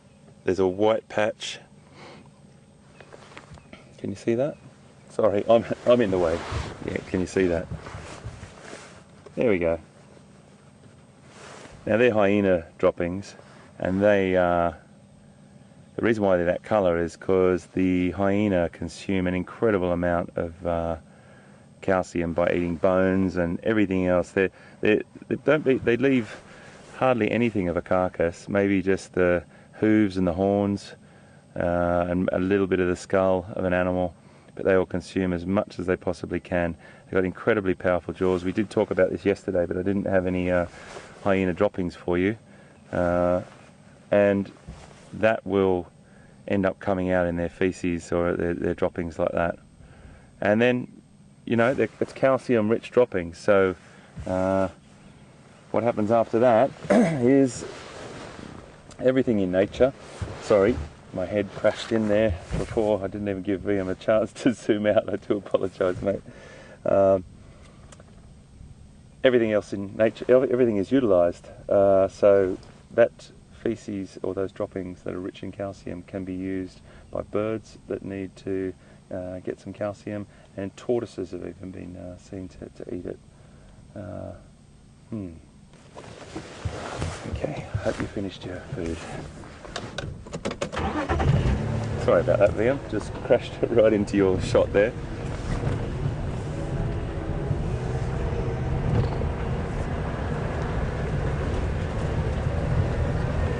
So, no one home at the hyena house.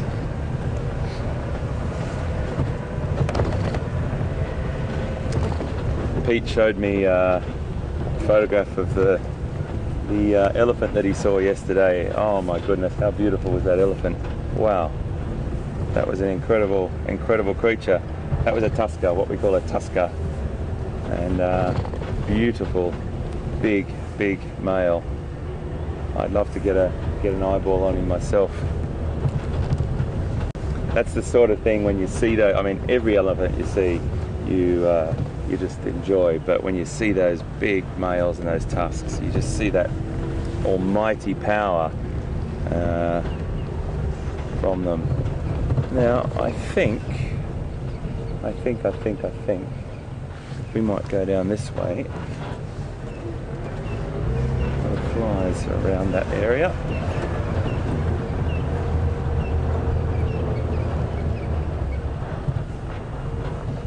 It's a bit bumpy here, guys, just hold on.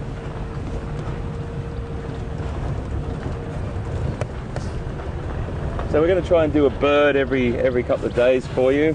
Yesterday or last night we finished on helmeted guinea fowl, which they're a very common resident as well, but they're a great bird. And another sound, I'm just watching my aerial there, another sound that's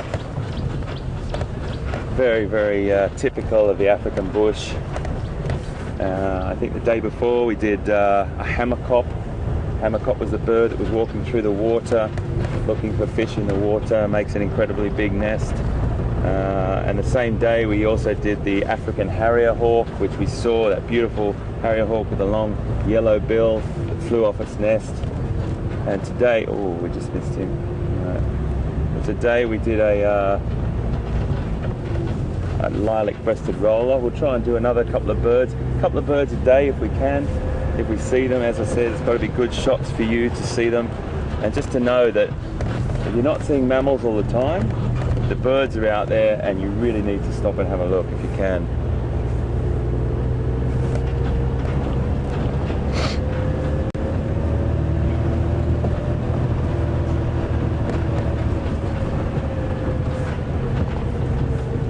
So yeah, just finishing on off the chat about the app. Go online, have a look at the birds of Southern Africa, those different apps, and you'll find that there's a couple of cracking ones there, really good ones that we use, and make sure they've got calls on them as well, and get them onto your smartphones or onto your tablets, and take them out with you. It's really great to have. I've also got trees, and I've got mammals as well. Trees is another great one to have because you just need to become very familiar with your trees. And I am just going to head down here again.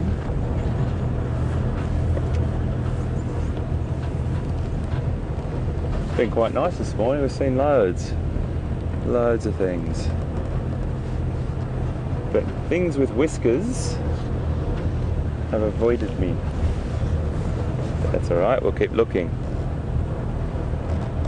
I'm going to head down and go up the road where Pete saw those elephants yesterday and just see. There was a load of elephant activity on the road where I came through this morning. And one great thing is when we come back through in the mornings, oh, there's a nice herd of buff here. Bachelor group, bachelor herd, so we might go and say hi to them.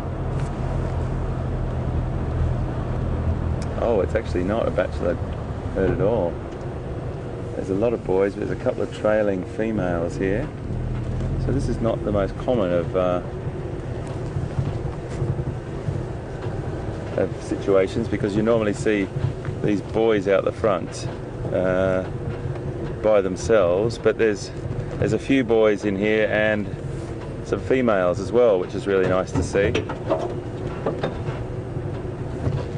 Couple of females just over here, giraffe in the background. I love this place.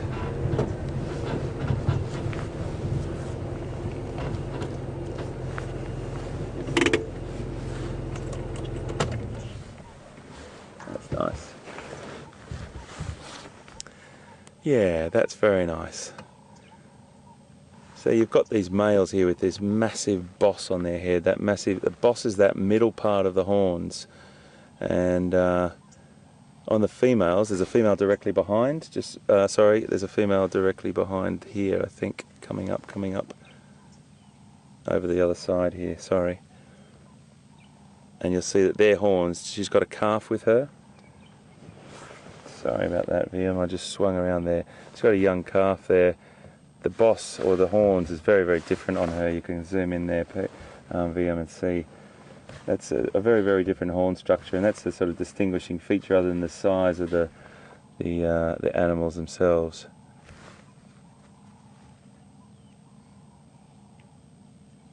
They're great animals. I love buffalo. I think they're fantastic creatures. They're really one of the only non-territorial. Look at that little guy.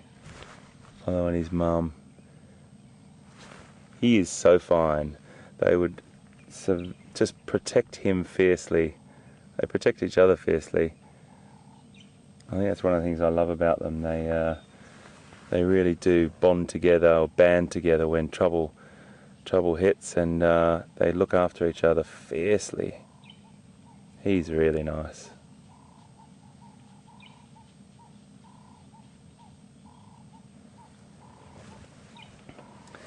They've got massive cheek teeth and a really wide row of incisors, so their ability to feed very efficiently in long grass is right up there.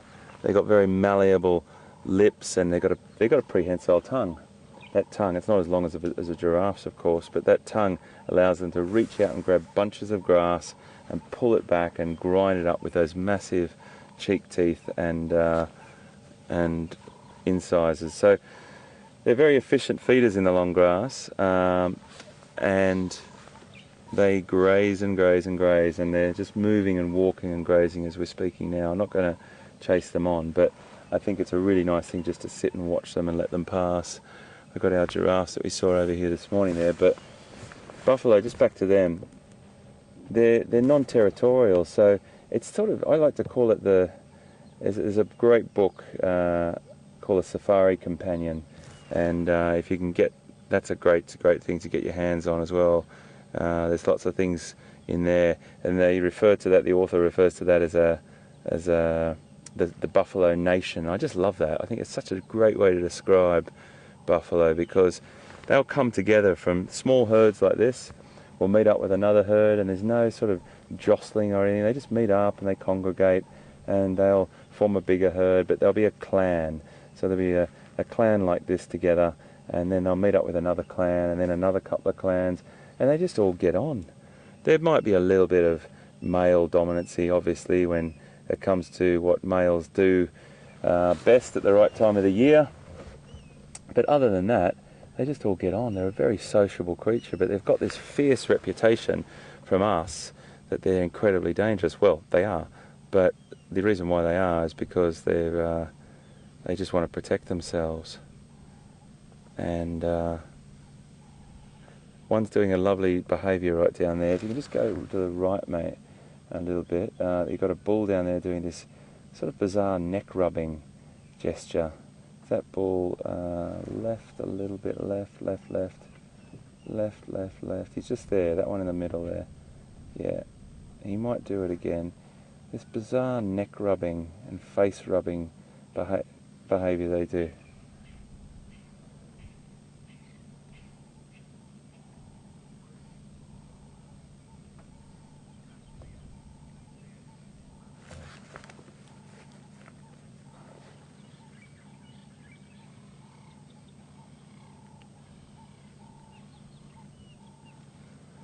So we just got a question in from Candria in Manitoba in Canada. Thank you so much for your question. And it's a question that a lot of people ask: how do you tell the difference between different animals? And her question is about how do you tell the difference between male and female buffalo? Well, we all know that most people say, other than the obvious, Candria, but we know that that's not always easy to see. But the things that you can see when telling the difference between buffalo is the size of those horns. Those horns are much more prominent on the males than they are on the females. The males have got that big, lumpy, bulbous part in the middle called the boss, which we're looking at right now on the screen. And then a female will come through to the right. That's the calf, and then the mum is just behind that. You can see the horn structure on that is much smaller, and that will stay pretty much like that. She will get a bit bigger, but nowhere near as big as the male. And look at the shape in body, the size in body size there. The males are a lot more chunkier and robust. The females are a little bit leaner and slighter in shape. And the males definitely have a lot more muscle mass or body bulk on them. So that's probably the easiest way to distinguish between a male and female buffalo. That was lovely. Excellent. And look at them, they're just walking off down to either have a drink or get into some cooler area. Love it. Just while they're down there, we've got giraffes. Look at this boy looking at us here. Have a look at this little giraffe. He's like, ooh, what's going on here? Where's my mum? Where's my mum? Okay, where's my mum gone? Where's my mum gone? I think his mum is down to the left, so I'm going to go to the right, not to scare him. He might have a little gallop down there. No, he's going to go to the right. Okay, if you're going to go to the right, we might just go a bit wider, give him a bit wider berth. He's down there with another giraffe, so he feels okay.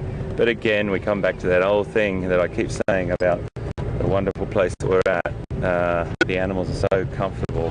There's Mama. There's Mama there. Okay. The animals are so comfortable and so relaxed around us that they don't panic. It's been really nice this morning.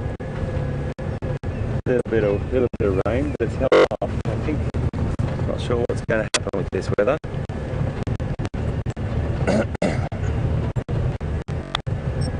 back onto this road here.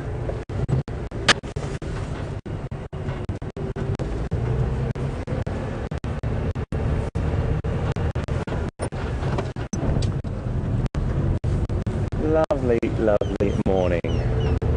So nice to have you on board.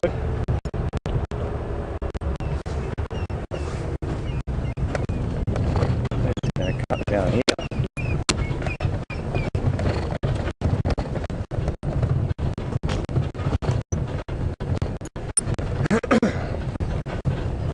Excuse me, please.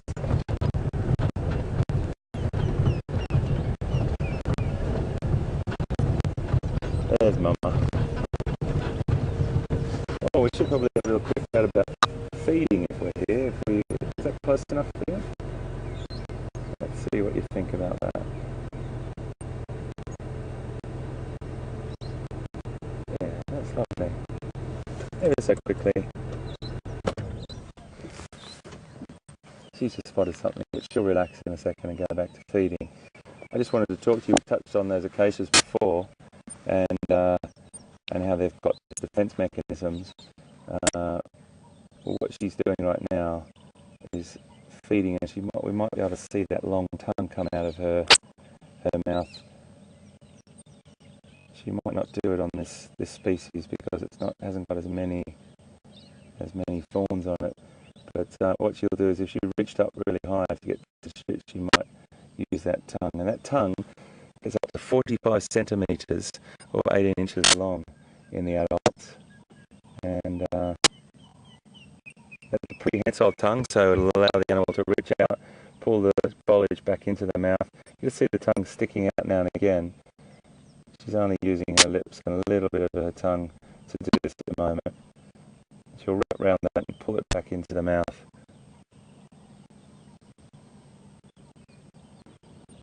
Beautiful.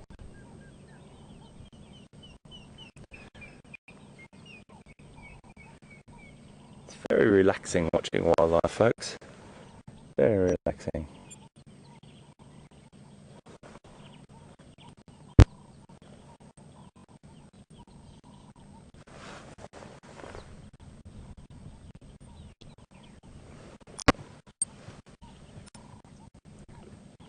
Okay, thank you very much, ma'am. We're going to let you feed, or she's walking on to the next tree. We'll let you feed and we'll continue on. We've got another half an hour together. There's a lot of giraffes down through here. I've just spotted many, many more. But that's how they feed. They feed off, a couple of 100 metres from each other, and as long as they can see each other and keep contact, they're fine. Giraffes don't make any sounds really, other than a sort of roaring or a grunting sound when they're stressed or they see a predator, but other than that, they don't really make a sound at all.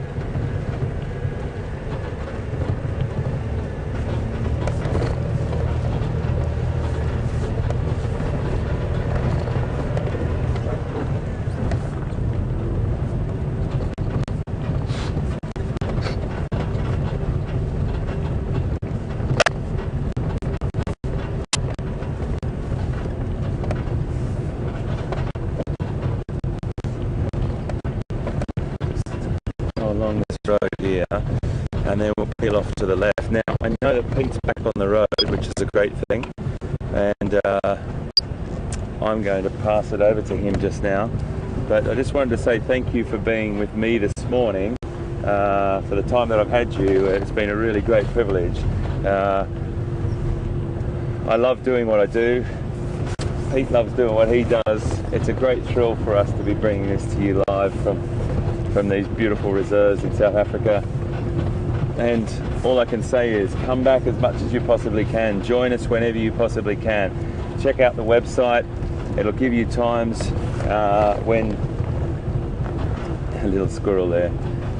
It'll give you times to come and view us and come on safari with us. And it's all going to differ around the world depending on where you are. The most important thing is you just come back whenever you can and join us, and we would love to have you back on board our Safari Drive Live here. I can't tell you what a thrill it is to come out every morning and every evening. And to think that at 9 o'clock I'm only going to have to wait 7 hours and I'm going to be back here with you again. That's really great fun. Anything we see, or if I come across a predator, of course we'll come back to you. I'm going to pass it over to Pete, and I just want to say again, thanks for coming on board. Good morning to you, and I look forward to seeing you later on. Bye now.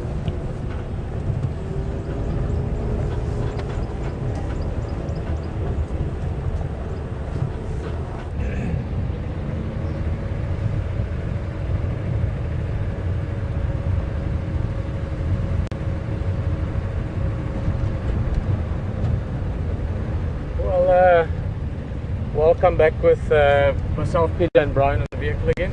Peter and I drive with HD. In fact, I see you just down the road there. We were just sort of waiting out the drizzle, and HD went out. We were just tweaking a few things on the vehicle, finding a place for everything. It'll be interesting to see what the weather does today. Let's take this road. Because as you probably know, or maybe if you just joined us, it was drizzling a bit earlier. Drizzling is sort of that, it's more than mist, it's less than rain, but it's wet enough, especially for the camera gear, that it's not so good. It does mean that we've got pretty cool weather. It should be a beautiful day from that point of view. And also it means that animals will be slightly more active later in the morning, slightly more active earlier in the afternoon if it stays cool. I mean, it might get warm this afternoon later, but certainly for now, if this was a bright sunny day, the chance of driving along and just sort of suddenly finding, especially your cats, is not as likely. It's because if it was sunny, it would be hot by now. If it was hot by now, a lot of those animals would be relaxing somewhere in the shade. But now it's cool.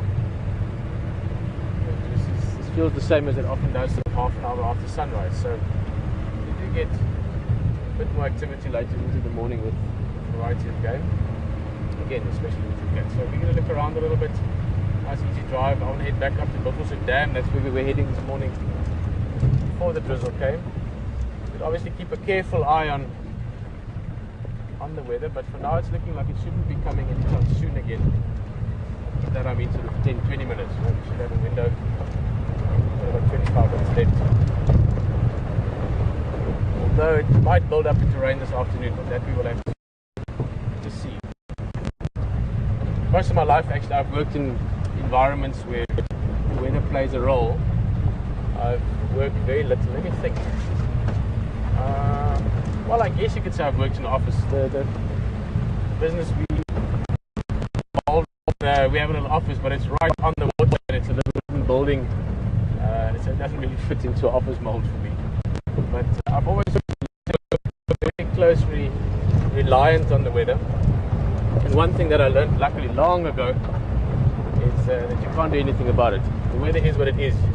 You can roll with it, you can cope with it, you can love it rather than hate it. But it doesn't matter whatever of those things you do, the weather is going to be what it is. There's a great comfort that comes with that. In the bush, obviously, weather is a big part of it, but people accept it more readily. But I also worked for quite a while in the photographic industry, advertising shoots, fashion shoots, and that kind of stuff.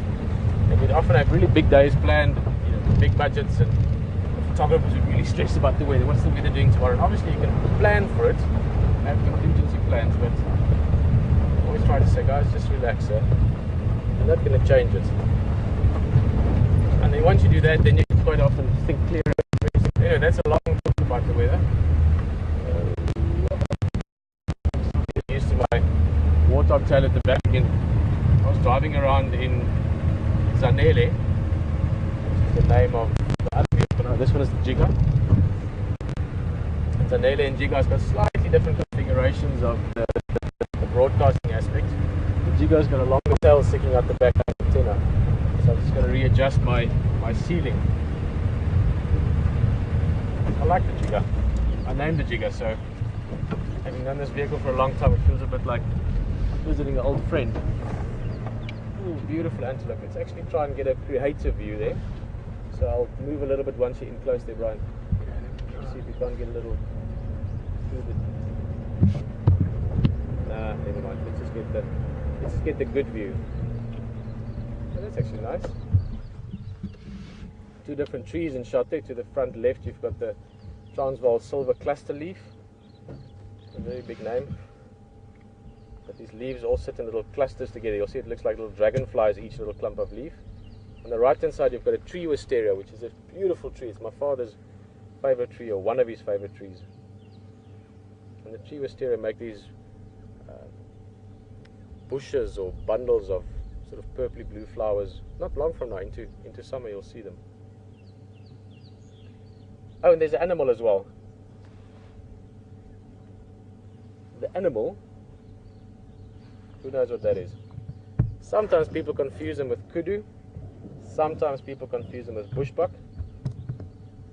And in terms of both looks and niche, in terms of what they eat and how they move and what they do and how they look, they actually fit perfectly between those two. This could almost be a big bushbuck or almost be a small kudu. He's called a Nyala, Nyala, and this is a beautiful male, a really male in his prime. Look at all that coloration, all the hair on his neck and his back. They're not very heavy antelope, they're quite sleek. You know, they're designed to live in thick bush. Look at that face. Beautiful markings, the white spots, those white marks in front of the eyes, which actually has a practical purpose as well. But even the ears, all those things are visual cues.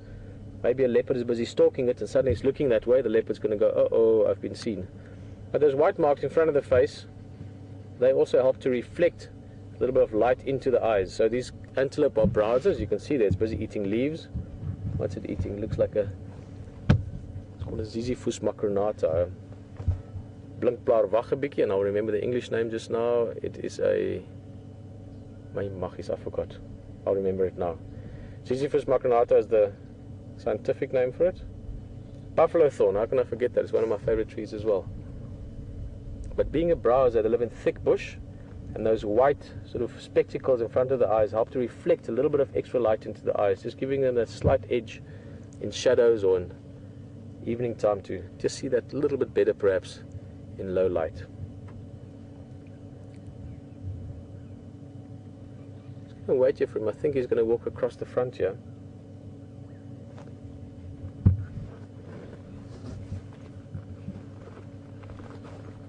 Suddenly heard something. He's really looking as well. What is he aware of? He doesn't look concerned, but he's certainly paying a bit of attention.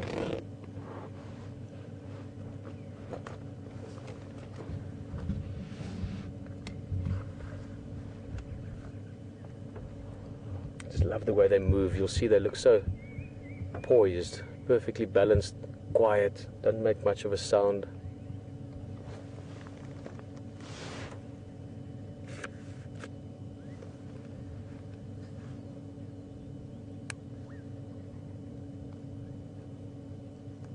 What's he looking at? He's certainly aware of something, just the very way he's carrying himself. He doesn't look alarmed, it's more just aware, I think is the best word I can think of.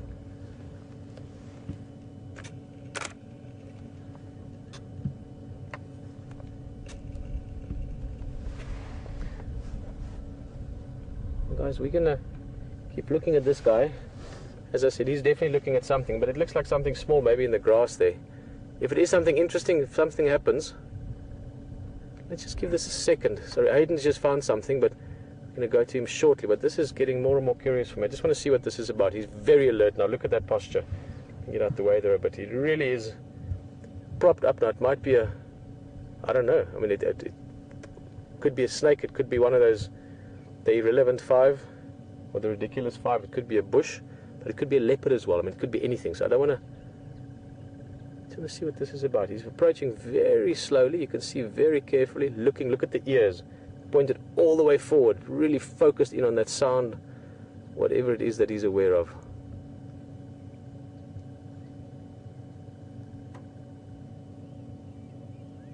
What is it? You don't see anything, Brian. You're sitting a little bit higher up than we are. No, he's smelling. Look at his nostrils are flaring.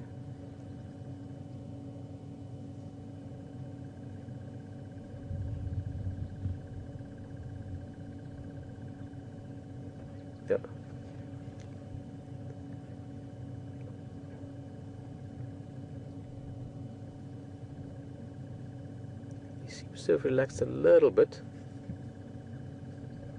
He was very, very, very weary at one stage, but now he's just relaxed a little bit, just looking at his body posture, the ears you can see twisting, listening different directions again.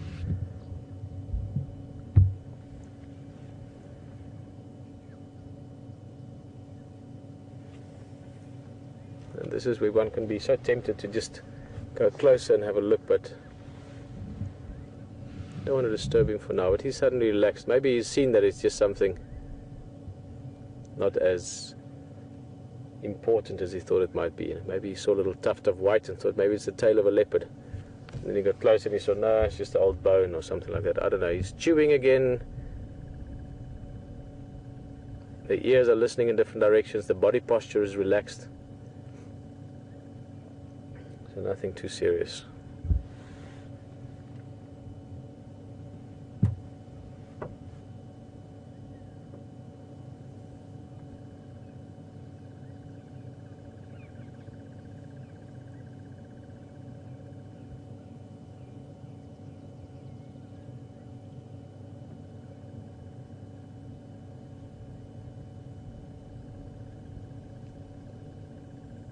Still looking a little bit, but definitely not as alert as earlier. So put it this way, I don't think it's going to be a leopard that suddenly leaps out of nowhere. But then again, if a leopard is to ever catch food, that's exactly what's going to happen. He's got to appear out of nowhere.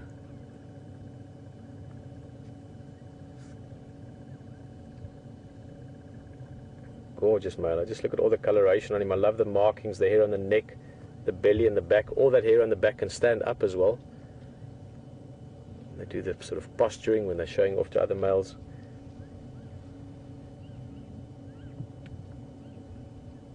Probably one of the most beautiful antelope.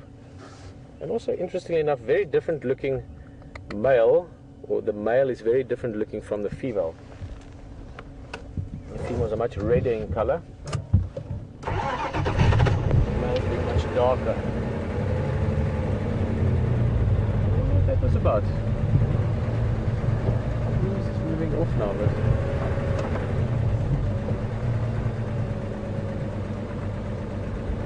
something.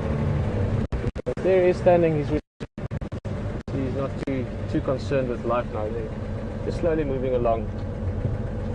And that was a Nyala. Beautiful name as well.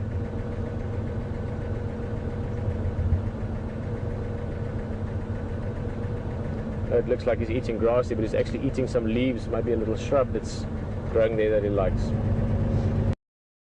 Alright. But it's just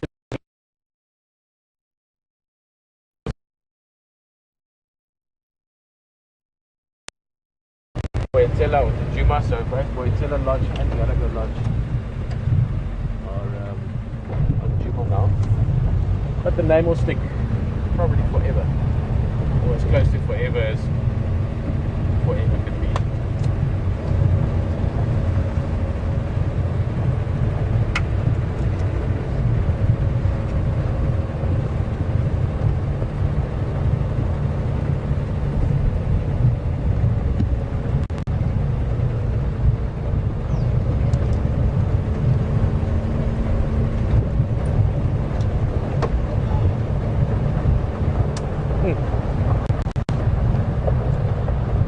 Time there's no better drink than water.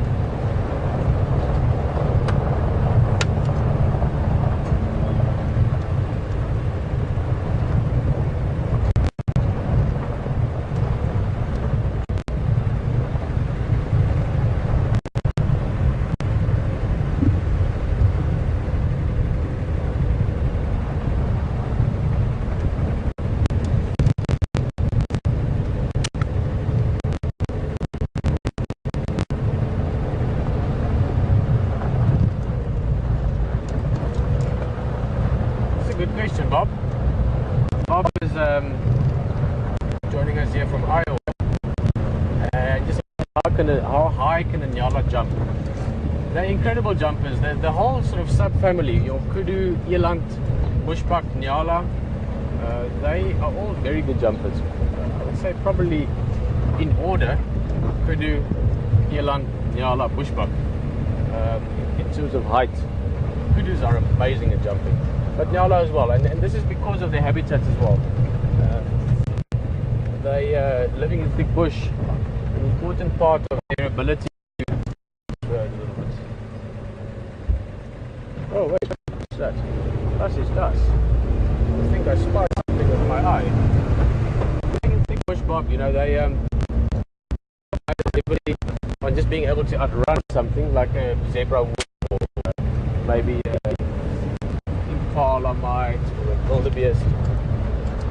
These guys are going to be able to jump a lot as well, so they're running through, jump over and around and through bushes, so they're incredibly athletic. So in terms of kudu and eland can jump 2 meters quite easily, well not quite easily, but you know, with the right effort. Look at this elephant. I think this might be our big guy again. Side a little bit for the other view.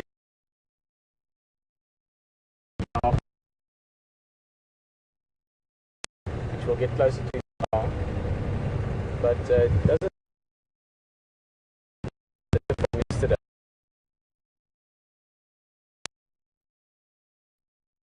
Look, that's the benefit of being here.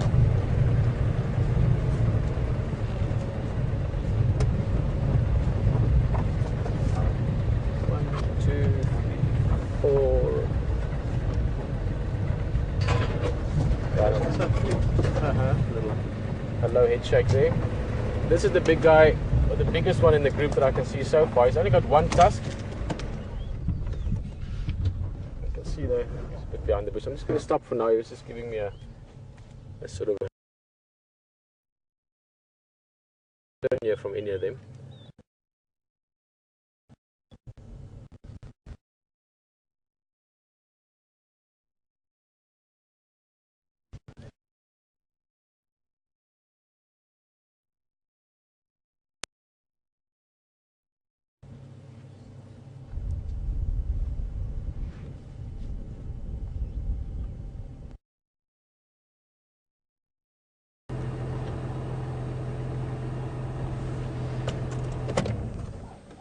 This is what I've been looking for.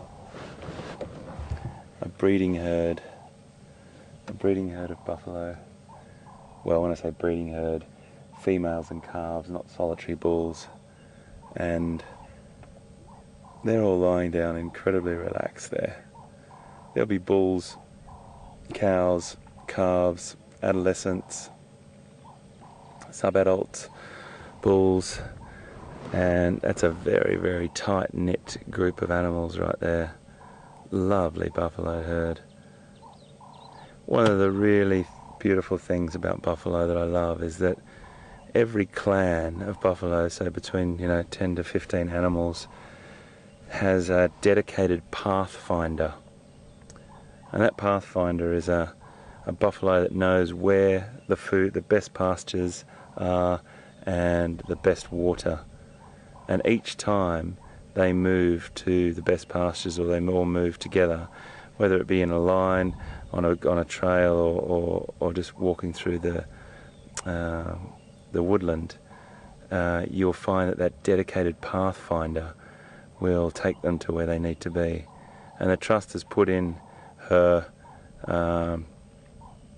or him, but there'll be a dedicated pathfinder each time.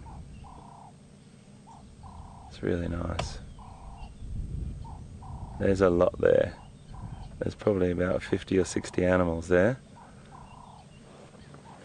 Really pretty. So I want you to love buffalo like I love buffalo, because the more you get to know these guys, the more you understand, and every time I watch them you learn something new. Something new. There's a lovely there's a bull in there. It's got the most extraordinary horn. I think it's a bull. Just let me have a look. I'm sure it is.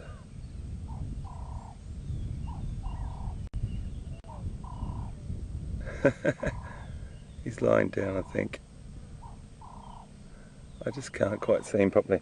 But I need to move up a little bit. But I've just got another vehicle up here looking as well, so I want to respect their time with the animals. So when he moves off, we'll move up. But what a great vision.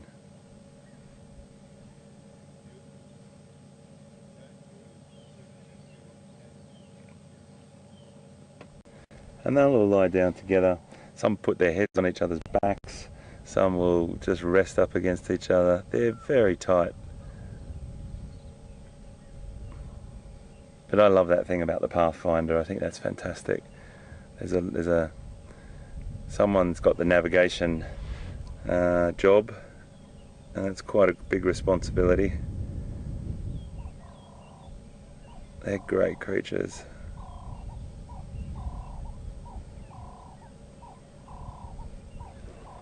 Fantastic muscular animals too. They're big. They're not small, they're big. And they are really, when you're looking at the big boys, you can just see that massive bulk that for a lion to take on one of them, they'd have to be really experienced, that's for sure.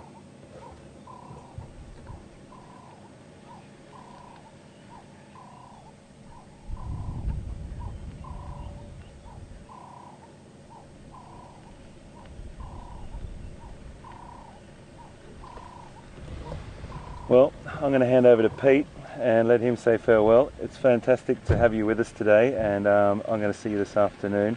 Farewell, thanks for being with us this morning. Cheerio. Hey mate, how are you? Hi.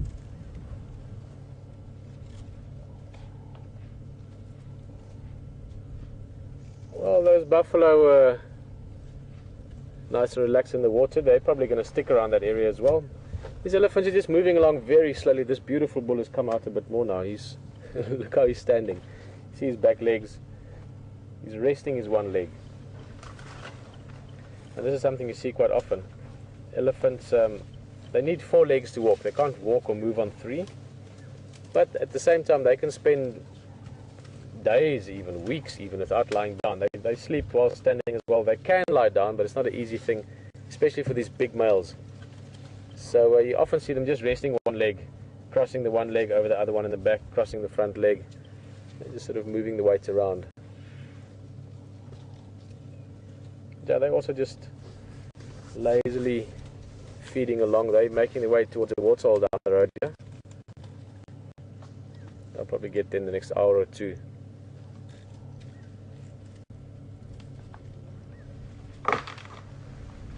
That's a very typical elephant sound. Breaking of branches. It's an incredible sound. Yeah, I love that. It's like a lion's roar. Sleeping out under the stars or camping or in the bush somewhere, and yeah, somewhere at night you just hear that.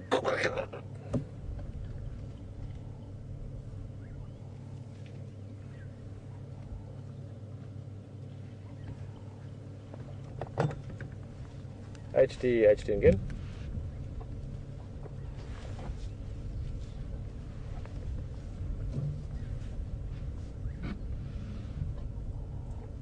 HD, you copy?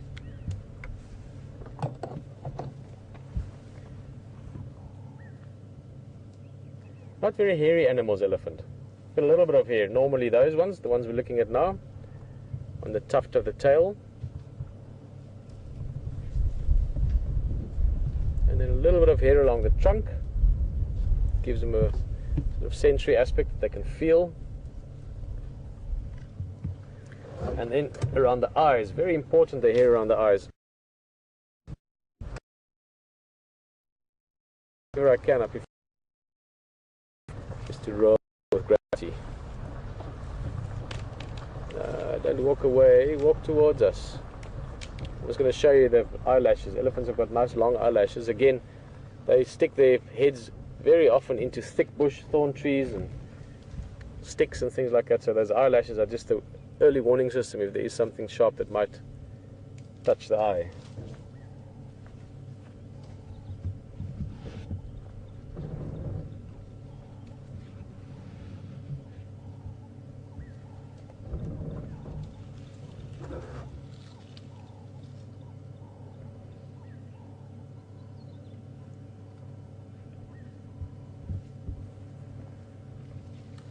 Well guys, just a bit of a recap.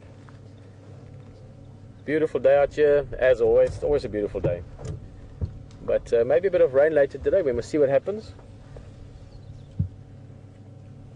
Elephants, buffalo.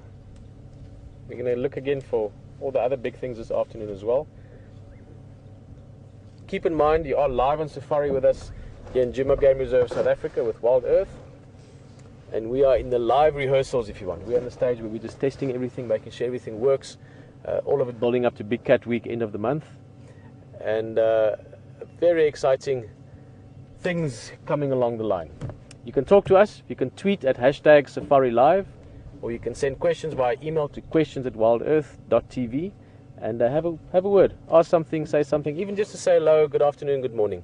But for now, from myself, Peter Pretorius, and from Brian behind the camera, and also from HT and from VM, thank you very much for joining us. Have a lovely day.